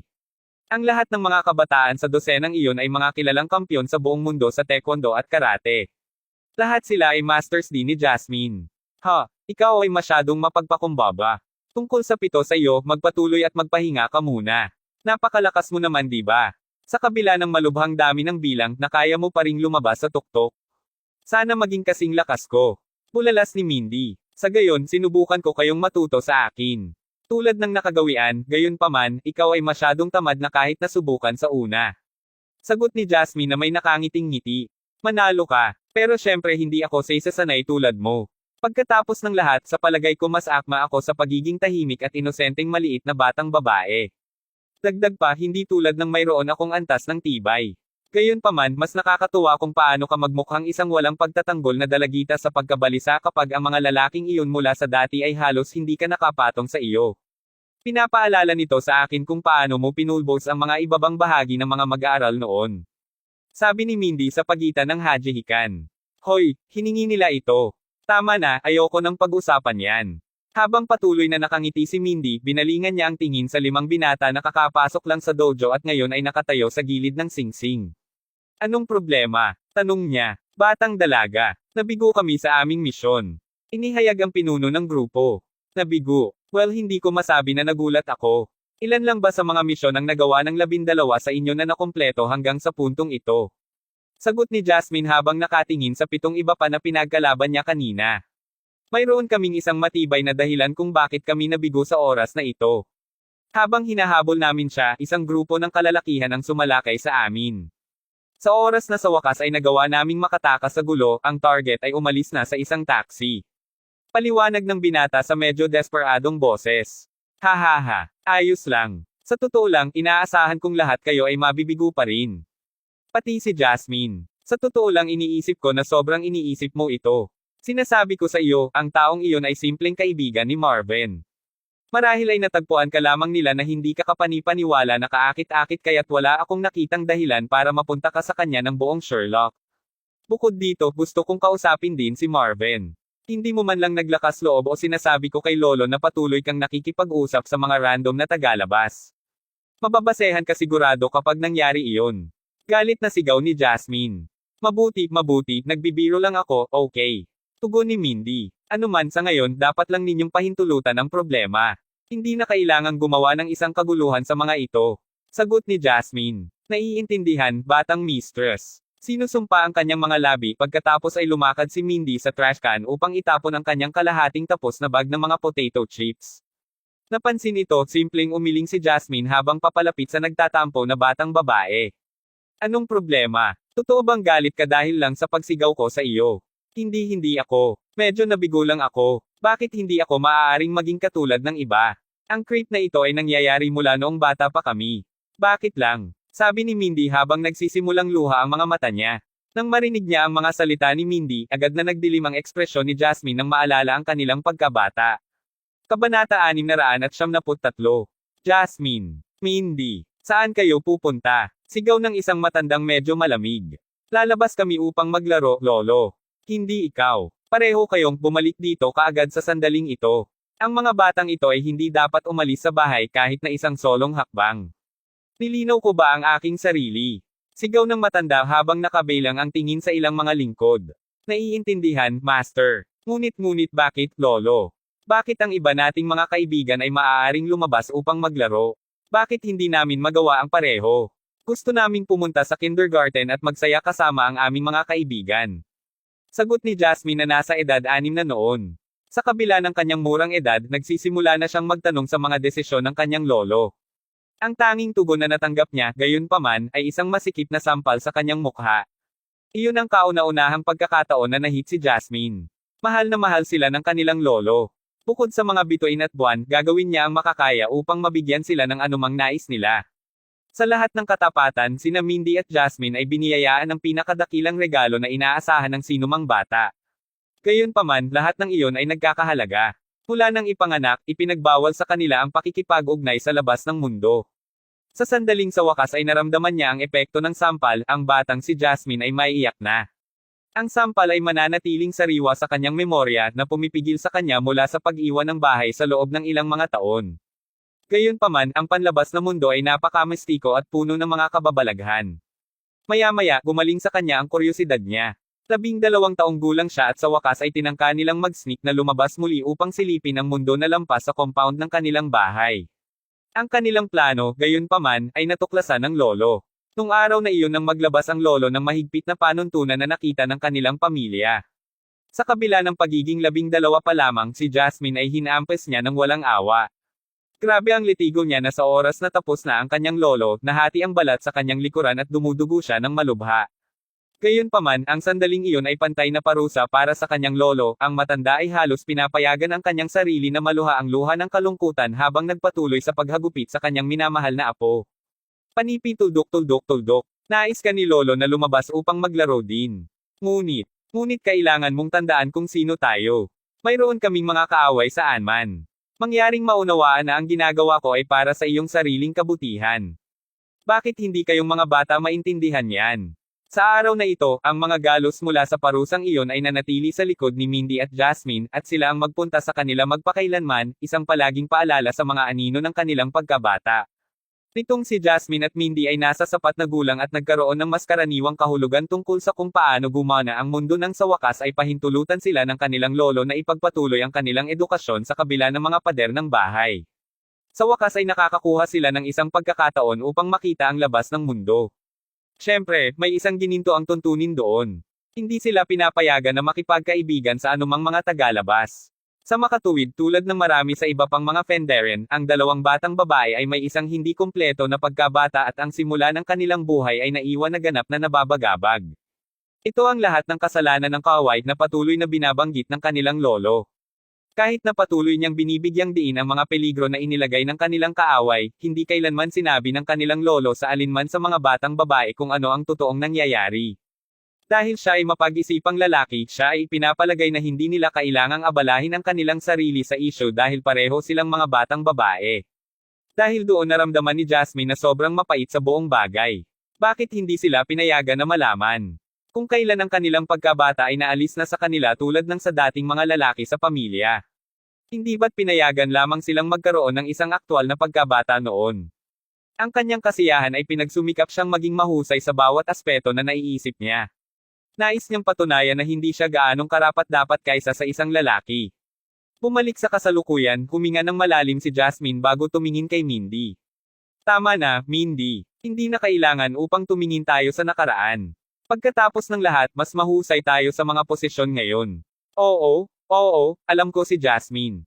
Alam ko kung paano mo kinamumuhian ang kaaway kaysa sa dati na magagawa ko.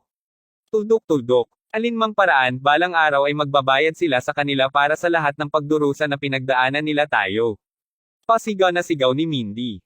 Talagang gagawin namin. Bagaman hindi pa rin nais ng lolo na sabihin sa amin ang totoo tungkol sa kalaban, matagal na kaming naghahanda para sa araw na iyon. Ang araw na iyon ay tiyak na darating sa lalong madaling panahon.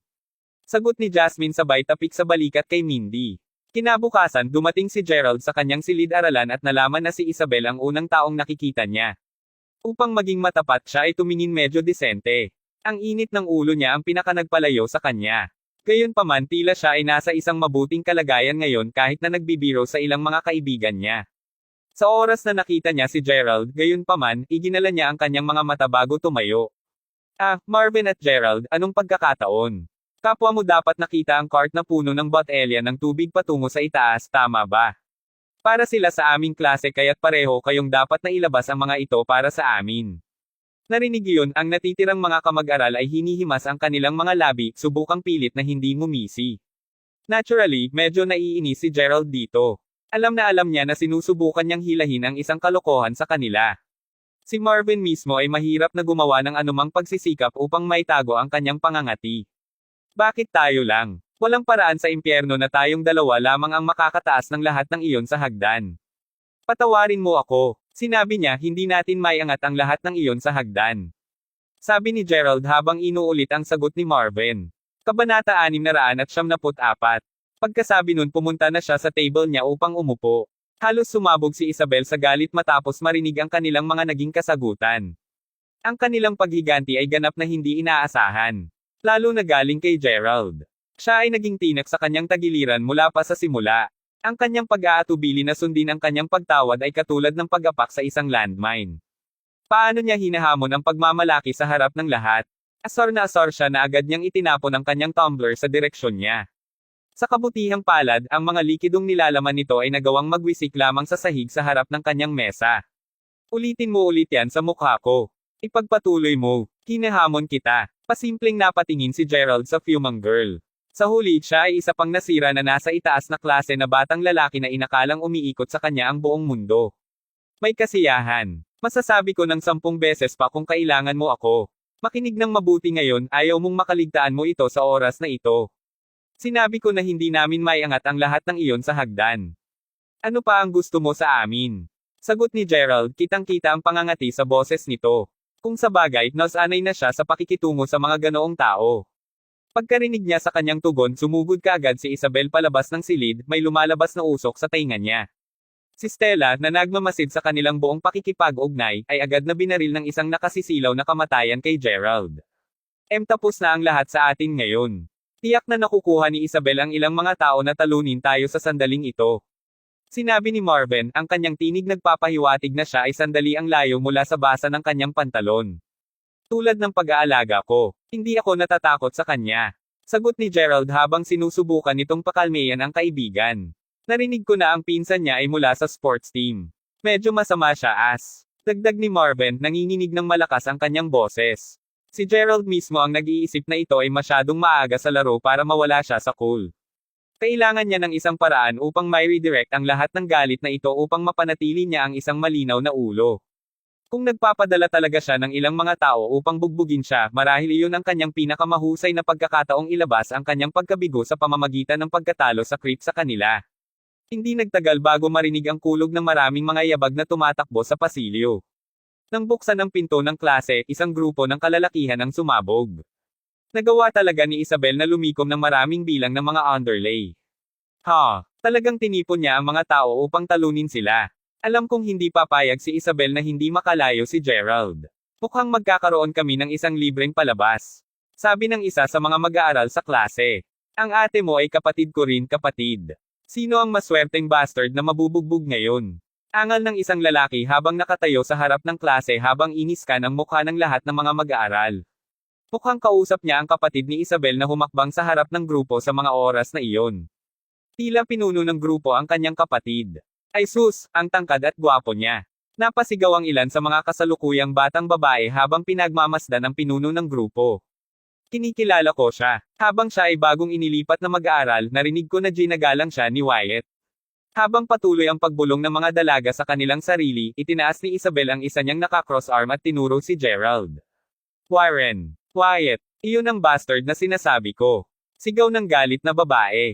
Narinig iyon, tumayo si Gerald mula sa kanyang kinauupuan, pansamantala lamang itong nagyayelo nang sa wakas ay binigyan niya ng pansin ang mukha ng pinuno ng grupo. Ang pinuno ay pantay kasing natigilan tulad ni Gerald. Warren. Gerald. Ganap na nagulat si Warren. Pagkatapos ng lahat siya, si Maya, at ilang iba pang mga batang babae ay naipadala dito sa pagkukubli ng mga mag-aaral na lumilipat upang sumailalim sa isang misyon. Ngunit bakit nandito si Gerald? Ito ay simpleng walang kahulugan. Nakikita kong gulat ang gulat ni Warren pagkatapos ay nagtataka si Wyatt na nagtanong, Kilala mo ba ang lalaking iyon, Warren? Si Isabel mismo ay nagsimulang kabahan. Kung kapwa sila pamilyar sa isa't isa, nangangahulugan ba ito na makakalayo si Gerald sa scot-free sa oras na ito? Sa isang paraan, ipagpalagay ko.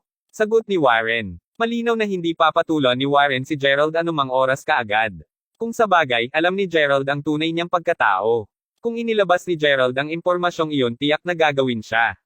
Ano pa, si Maya at ang iba pang mga batang babae ay nasa paaralan din. Damn it, bakit nangyari ito? Napaisip si Warren sa sarili. Anong pagkakataon? Halika na, Gerald. Tayo at ako ay magkaroon ng kaunting chat ng privado. Sabi ni Warren. Kabanata 675. With that, pareho silang lumabas ng classroom. Akala ko nandito ka sa bakasyon. Manalangin sabihin, bakit ka ginagawa sa universidad na ito? Upang makakuha ng edukasyon syempre. Sa totoo lang, dapat na itatanong ko sa iyo ang katanungang iyon. Anong ginagawa mo dito? Sagot ni Gerald. Bagaman hindi sila partikular na nagtataglay ng anumang galit sa bawat isa, hindi gustong-gusto ni Warren ang pagiging paligid ni Gerald, at pareho ang naging kabaligtaran. Dahil pinag-uusapan na natin ito, lilinuin ko lang sa iyo ang mga bagay ngayon. Para sa mga nagsisimula, hindi lang ako ang nandito. Si Maya at ang ilan pa ay sumama sa akin. Hindi ko masabi sa iyo kung ano ang eksaktong ginagawa namin dito, ngunit kung alam mo kung ano ang pinakamahusay para sa iyo, mas mabuti mong panatilihing masikip ang iyong bibig pagdating sa amin. Ang aming pagkakakilanlan ay hindi maihahayag sa ilalim ng anumang mga pangyayari. Ito ang una at pangwakas na babala sa akin, kaya mas mabuti mong alalahanin iyon. Kapag natapos na siya sa kanyang paliwanag, tumalikod si Warren bago lumayo kay Gerald. Siguro nandito sila dahil sa isang misyon. Not that I really care, naisip ni Gerald sa sarili habang tumatawa ng mapait habang umiling. Pagbabalik pa lamang niya sa klase, naramdaman niya ang isang paghila sa kanyang manggas. Nang bumalik siya upang tumingin, napansin ni Gerald ang isang medyo mahiyain na batang babae, maamo na nakahawak sa kanyang manggas. Sa kabila ng pagiging mahiyain, medyo mahigpit ang hawak niya sa kanya. Hoy dyan, gwapo. Kasalukuyan kaming nangongolekta ng mga donasyon para sa charity. Hindi alintana kung magkano ang ibibigay mo, hindi kami magrereklamo. Sinusubukan lamang naming tulungan ang mga bata sa kanayunan na hindi kayang magbayad para sa kanilang edukasyon. Nang makita na siya ay nagboboluntaryo para sa isang walang pag-iimbot na kadahilanan, si Gerald ay masama ang pakiramdam kahit na iniisip na tanggihan siya. Ano pa, halatang nakikipaglaban siya sa kanyang pagkamahiyain upang makalakam lamang ng mas maraming pondo para sa kawanggawa. Ang pera ay hindi gugugol din na masayang. Katulad ng Scott Howe Elementary, ang paaralang itinayo niya mismo, ang pera ay gagamitin para sa isang mabuting layunin. Tiniyak na ang pagbibigay ng donasyon ang tamang gawin pagkatapos ay tumango siya sa tuwa ng dalaga. Magkano ang gusto mong ibigay? Tanong ng batang babae na nahihiya. Sa sandaling iyon, ilang iba pang mga batang babae na nagtatrabaho rin bilang mga voluntaryo ay nagsimulang dumapo sa kanya. Napansin nila na ang isa sa kanila ay nakakuha ng isang tao upang magbigay ng donasyon, kaya lahat sila ay may maliwanag na mga ngiti sa kanilang mga mukha. Pumunta tayo na may 50,000 dolyar. Sagot ni Gerald na may chuckle. 50,000. Ang lahat ng mga batang babae ay pantay na nagulat sa kanyang tugon. Ang mga kampanyang donasyon tulad nito ay karaniwan sa lahat ng mga pamantasan. Karaniwan silang naglalayo na tulungan ang mga mahihirap na mag-aaral na naninirahan sa kanayunan. Ang nasabing mga kampanya ay nagkamit upang makakuha ng isang suporta, at ang karamihan sa mga mag-aaral mula sa universidad na ito ay katulad na handang makibahagi sa pagbibigay para sa isang mabuting layunin. Habang ito ay totoo, ang karamihan ng mga mag-aaral ay magiging handa lamang na magbigay ng isang pares ng mga pera sa pinakamahusay, ang karaniwang trend ay mas mababa sa $100 bawat donasyon. Hindi naman sa nagrereklamo sila. Pagkatapos ng lahat, ang pag-iisip ang mahalaga. Gayunpaman, upang isipin na ipinakita sa kanila ngayon ang isang $50,000 na donasyon. Ang mga batang babae na ito ay nagtatrabaho ng husto upang mangolekta ng mga donasyon para sa hindi bababa sa kalahating buwan ngayon. Ito ang kanilang kauna-unahang pagkakataong nakilala ang isang mapagbigay na mag-aaral. Mister, seryoso ka ba talaga sa pagbibigay ng $50,000? Halos hindi makapaniwala ang mga batang babae sa tainga. Tumawa lamang si Gerald bilang tugon habang inilabas ang kanyang credit card, handa nang magbigay ng kanyang donasyon. Nang maipakita sa kanya ang makina ng transaksyon, sinimulan ni Gerald ang pagpindot sa mga pindutan nito nang walang kahit kaunting pag-aalanggen. Isang resibo para sa isang transaksyon na $500,000. Inihayag ang makina sa isang robotic na boses. Panipi tuldok-tuldok-tuldok.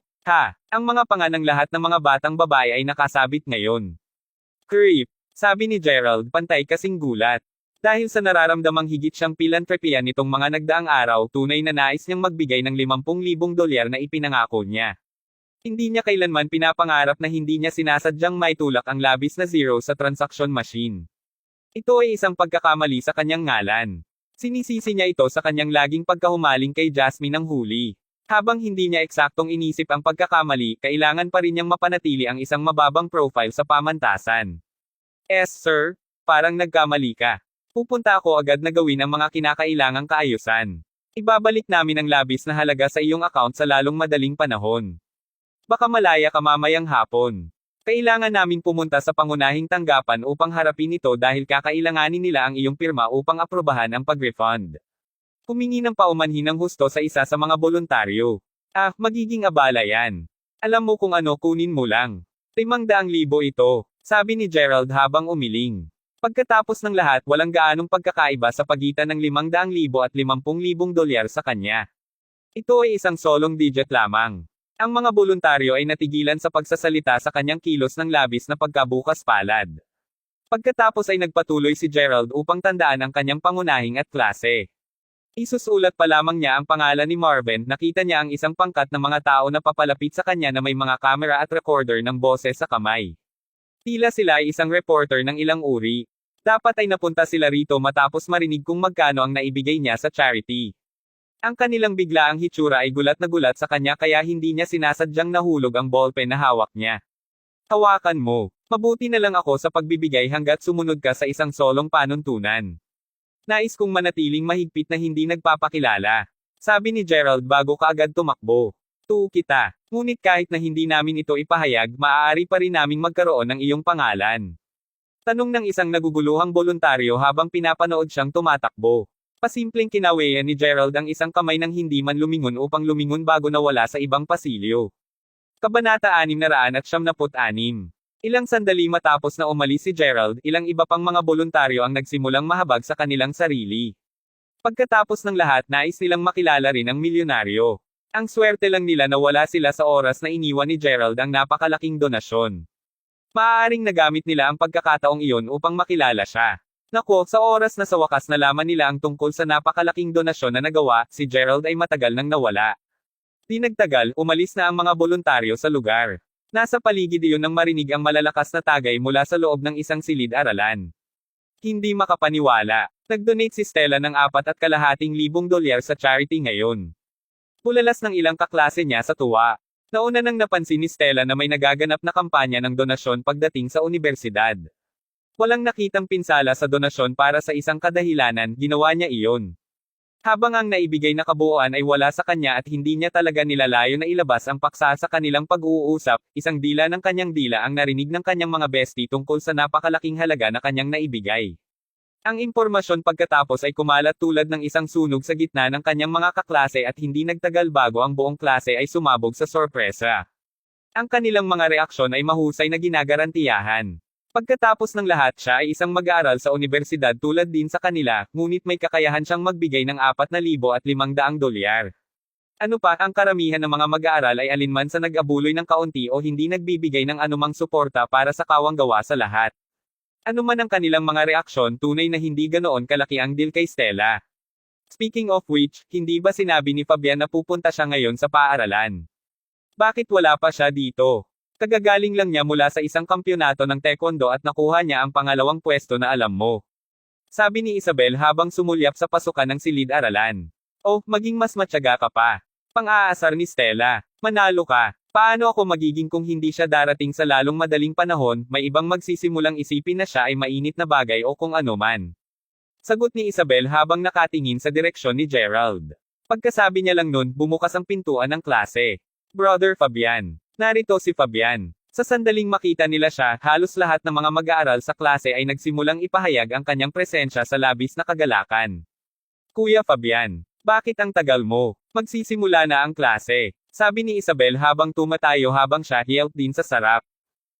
Medyo huli na lang ako dahil naabutan ako ng ilang mga babaeng sumusubok na makakuha ng mga donasyon para sa charity sa ibaba, sagot ni Fabian habang umiling-iling siya. Nang makita na nakaupo ngayon si Gerald kung saan siya karaniwang nakaupo, pagkatapos ay lumipat siya upang umupo sa tabi ni Isabel. Oh, nag-donate ka rin, Fabian? Tanong ni Stella habang nakangisi. Pasimpleng tumango si Fabian bilang sagot. Hindi lamang siya matangkad, payat, at medyo gwapo, si Fabian din ang pinakamayamang tao sa klase. Ano pa, magaling din siya sa sports. Hindi misteryo kung bakit nakakuha siya ng labis na atensyon mula sa kanyang mga kamag-aral. Ilan ang naibigay mo, Fabian? Alingaw-ngaw na ang nag-donate ng higit ay aanyayahan upang ipakita ang kanilang mukha sa kaganapan ng pagpapahalaga ng donor na dapat ngayong hapon. Paghanga ni Stella, hindi ako masyadong nag-donate. Dagdag pa, hindi talaga ako interesado sa mga ganitong kaganapan. Sagot ni Fabian habang umiling. Bakit pinahahalagahan ng mga tao ang mga ganitong kaganapan? Ano ba naman yan? Huwag mo lang kaming pabitinan, Kuya Fabian. Gaano karami ang nag-donate ng eksakto?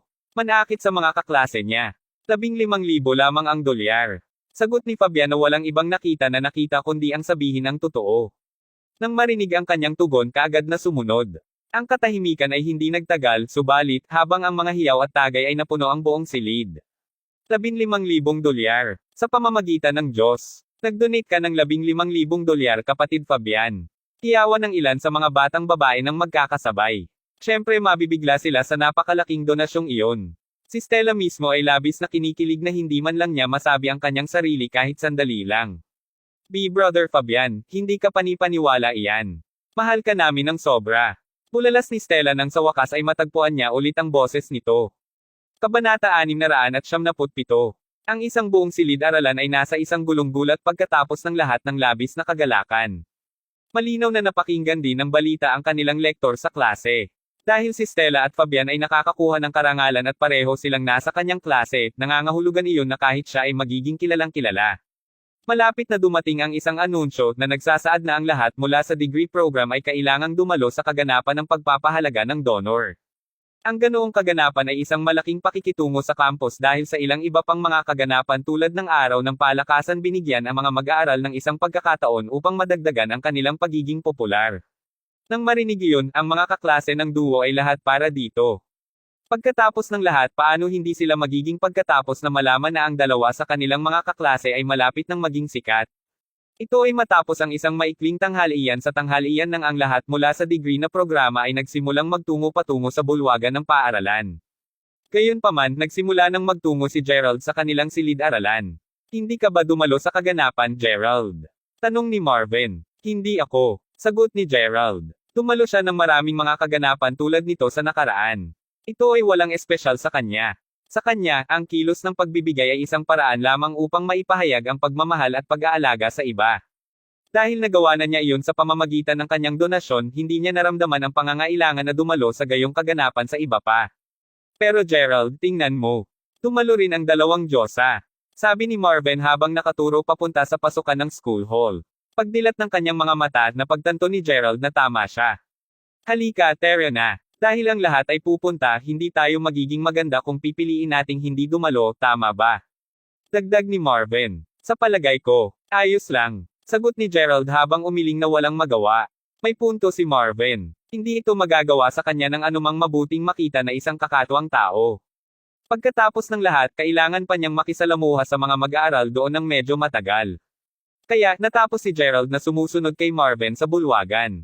Kapag nasa loob na sila, nakita nila ang dalawang batang babae na nakaupo na nag-iisa sa huling hilera, na low-key tulad ng dati. Walang sino man ang naglakas loob na umupo sa malayo malapit sa kanila, mas gusto na tumayo kaysa gawin ito. Darn ito, walang natitirang mga upuan. Sabi ni Marvin habang kinakamot ang likod ng kanyang ulo. Anong ibig mong sabihin? Maraming mga walang laman na upuan doon. Sagot ni Gerald habang nakatingin sa direksyon ni Jasmine. Bago pa siya mapigilan ni Marvin, naglalakad na si Gerald papunta sa kanila. Well, hello there maganda, ipinapalagay kong ang mga upuang ito ay hindi kinuha. Nakangiting sabi ni Gerald. Gayunpaman, ang kanyang pahayag ay walang nakuhang tugon mula sa parehong mga batang babae. Paimpal nilang pinagpatuloy ang pagtitig sa unahan.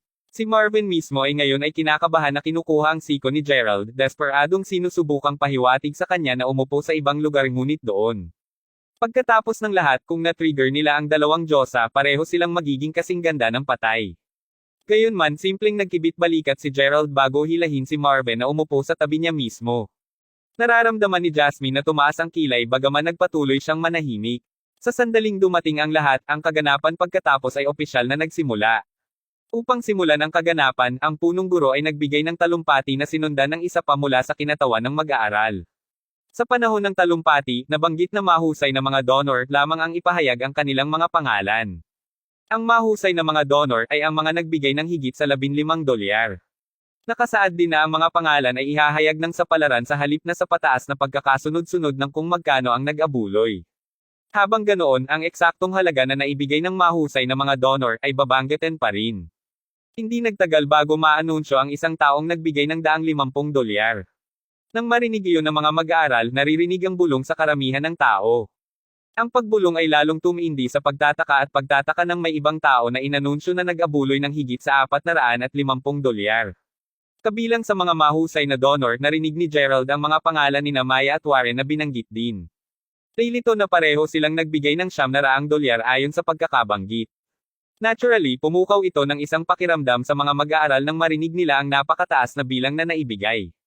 Ngayon, ayon sa listahang ito, isang kabuoang 12 mag-aaral ang nag-abuloy ng $700 pataas. Dahil dito, inaasahan namin na yayain silang umakyat sa entablado upang tanggapin ng bawat isa ang isang sertipiko ng karangalan. Inayos naman ng host ang lalamunan bago magbasa Mr. Warren at Ms. Maya. Mangyaring umakyat sa entablado. Ang sumunod ay isang pagsabog ng palakpakan habang pareho sina Warren at Maya na umakyat sa entablado.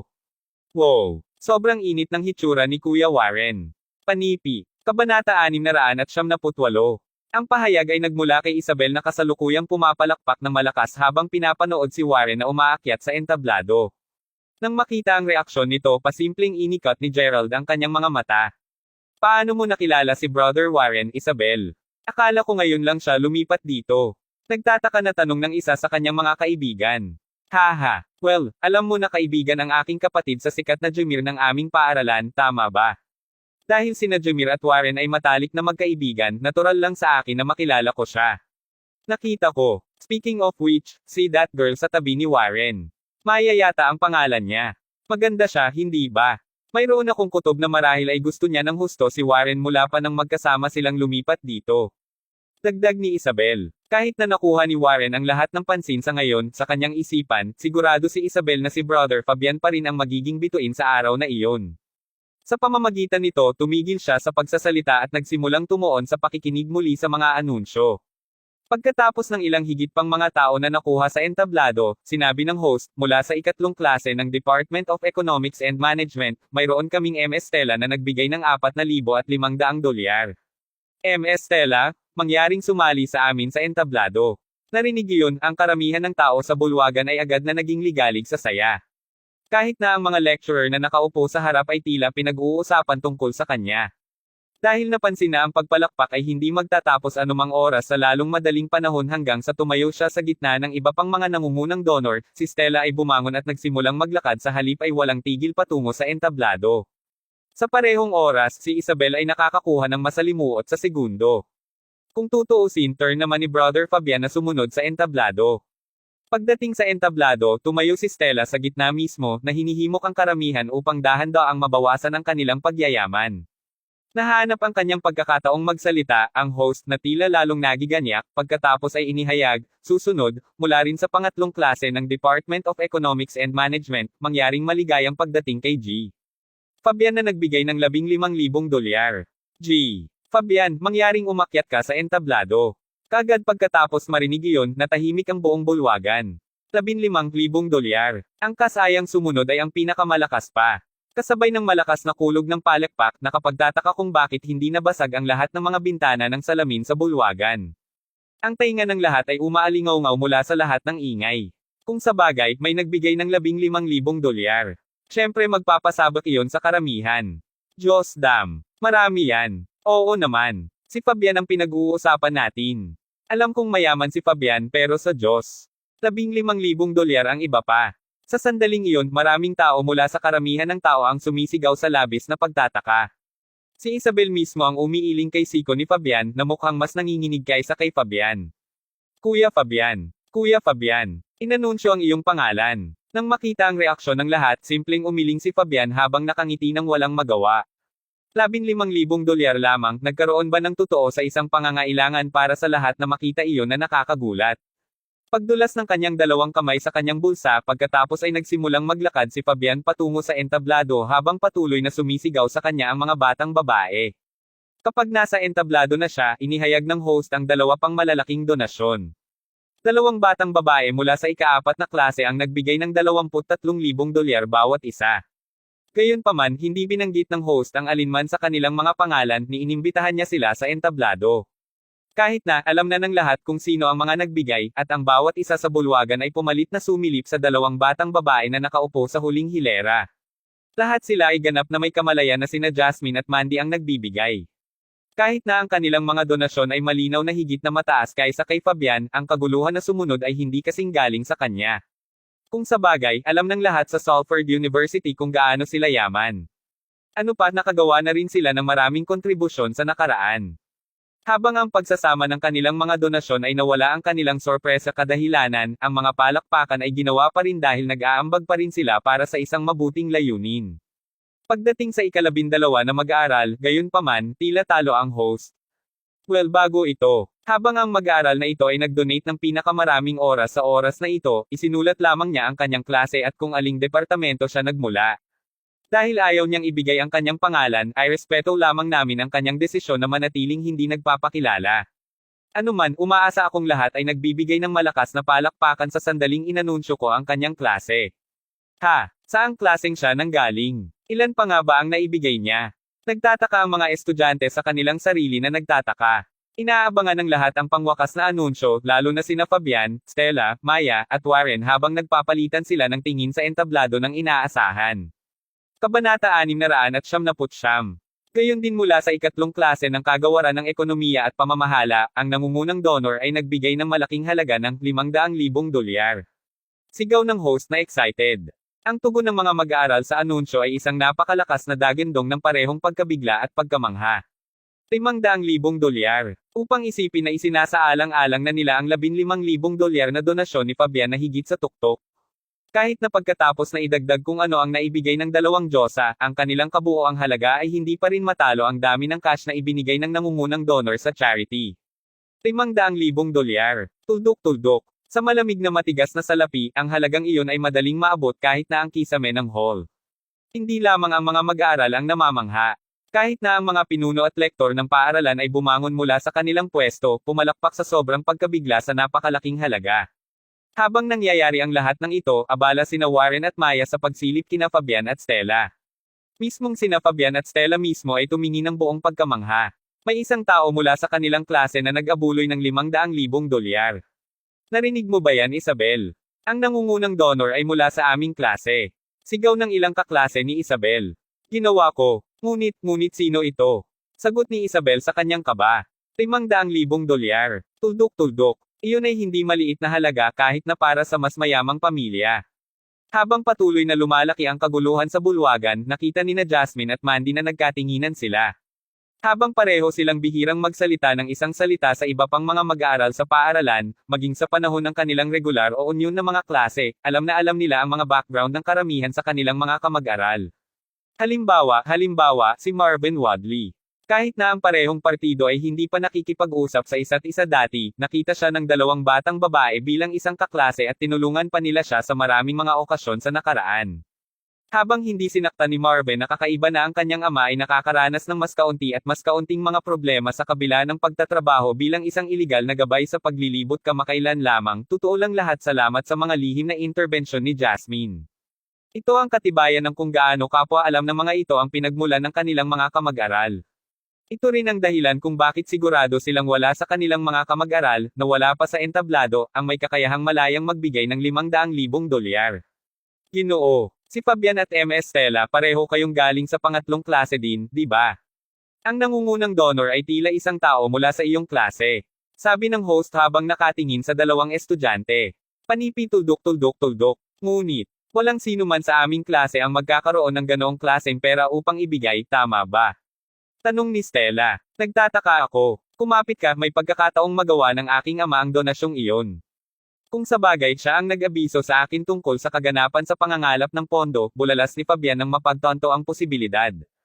Dahil ang pagpalakpak ay kanina pa namatay sa mga bulungan na tinatalakay ang tunay na pagkatao ng nangungunang donor, ang bulwagan ay tahimik na sapat para marinig ng lahat ang nakakagulat na malakas na pag-angkin ni Fabian. Nakatingin na sa kanya ang lahat, kasama na si Maya. Bago siya lumipat, narinig na niya na mayroong ilang mga sikat na jocks mula sa Departamento ng Economics at Pamamahala. Mayroong Jamir mula sa huling batch, si Fabian mula sa isang ito at pati na rin kay Wyatt. Lahat sila ay ipinanganak na may isang kutsara ng pilak. Kaya, bakit hindi mo tawagan ang iyong ama upang kumpirmahin ito? Mungkahi ni Maya. Mas makabubuting kumpirmahin ito. Tumawag ka, Fabian. Sinabi ng ilan sa mga mas mataas na paaralan din. Narinig iyon, inabot ni Fabian ang kanyang telepono at nagsimulang tawagan ang kanyang ama. Samantala, ang lektor ng pangatlong klase ay lumakad sa kanyang mga mag-aaral, isang malaking ngisi sa kanyang mukha. Habang naghihintay kami, nasaan ang mineral water na dinala natin kanina? Maging mahal at dalhin sila, hindi ba? Sabi ng guro habang nakatingin kay Isabel. Tuwang-tuwa ako na nakalimutan ko ang lahat tungkol dito. Sagot ni Isabel habang marahang tinaplos ang noo. Basta makukuha lang natin. Sasabihin kong 6 na kamag-aral na magdala ng mga bote pagkatapos. Nasaan sina Marvin at Gerald? Tanong ni Isabel habang iniskan ang karamihan ng tao, sinusubukang hanapin sila. Nagtago sila sa isang sulok. Sabi ng isang batang babae na pagkatapos ay tinuro ang kanilang direksyon. Manalo ka. Sinabi ko sa inyong dalawa na dalhin ang mga bote ng tubig kanina ngunit hindi mo ginawa. Ngayon kailangan kong maghanap ng iba pang mga mag-aaral upang matulungan kayo sa gawain. Hindi ba kayong dalawa maaaring gumawa ng anumang bagay na tama maliban sa pagtulog sa paligid? Sabi ni Isabel habang binibigyan sila ng naiinis na tingin. Bago pa sila makapag-reply, umalis na siya kaagad, sumisigaw sa isa pang 4 na kamag-aral na sumali sila sa duo. Hindi naging estranghero si Gerald sa mga kaklase tulad ni Isabel. Sa mga batang babae na tulad niya, ang lahat ng iba pang mga lalaki bukod sa taong napapasok niya ay hindi magiging sapat para sa kanya. Pagkatapos ay muli, hindi tulad ng pag-aproba nito na may katuturan kay Gerald. Kabanata 700 dahil tiyak na magiging masama siya kung hindi niya nakuha ang tubig sa oras na ito, umalis sina Gerald at Marvin sa bulwagan.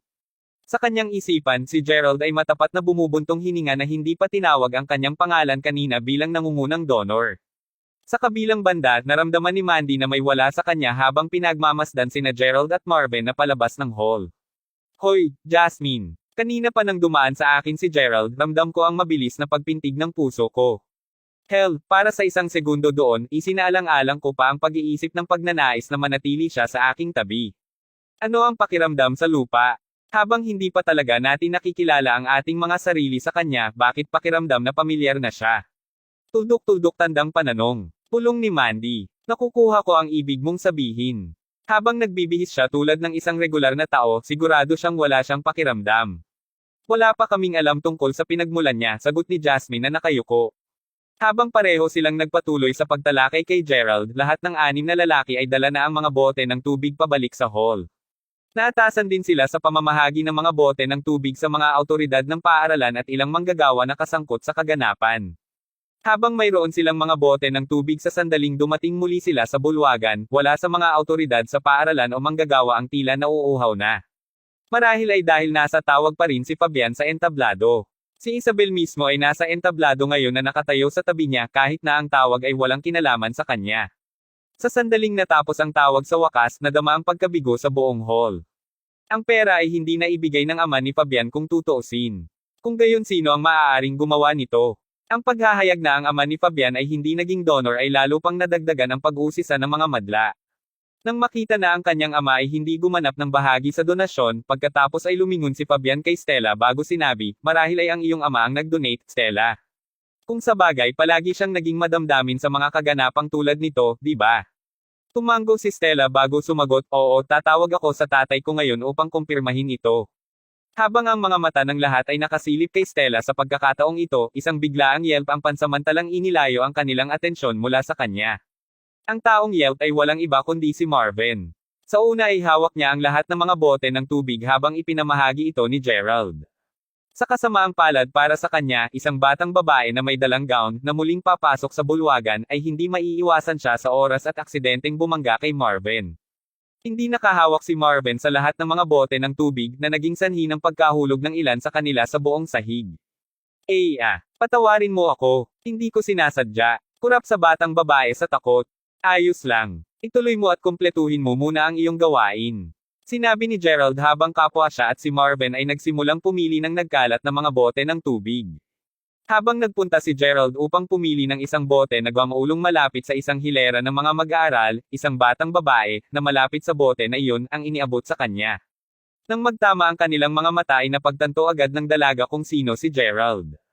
Panipikuwit tuldok. Ha, ikaw. Bulalas ng dalaga habang nagtatakip siya ng bibig sa pagtataka. Parehas namang nagulat si Gerald. Ito ang parehong batang babae na nanggolekta ng donasyon ng pera mula sa kanya ng mas maaga. Dahil sa nakatuon ang pansin ni Gerald sa pangangalap muli ng mga nahulog na bote, hindi niya ito napansin sa oras. Sino ang mag-aakalang nandito siya? Lalo na itong naging awkward para kay Gerald. Sa wakas natagpuan kita. Maaari ba akong magkaroon ng iyong pangalan ngayon? Masayang sigaw ng dalaga, hindi namalayan kung gaano kalakas ang boses nito. Ano ang nangyayari doon? Louis. Sinabi ng isa sa mga mas mataas na kaganapan sa medyo inis na tono. Hindi, kita mo po sir. Siya ang yutal na sabi ng dalaga. Bago pa man niya mapayapa ang sarili, marinig pa ang ilang hingal ng tuwa. Ang iba pang mga voluntaryo na kanina pa naruroon nang gumawa si Gerald ng napakalaking donasyon ay nakapasok lamang sa hall, at lahat sila ay nasiyahan na makita siyang muli. Nakikita ang mga reaksyon ng mga batang babae, tahimik lamang ang napapanood ng buong bulwagan. Kahit na ang mga nasa entablado ay nakatingin kay Gerald.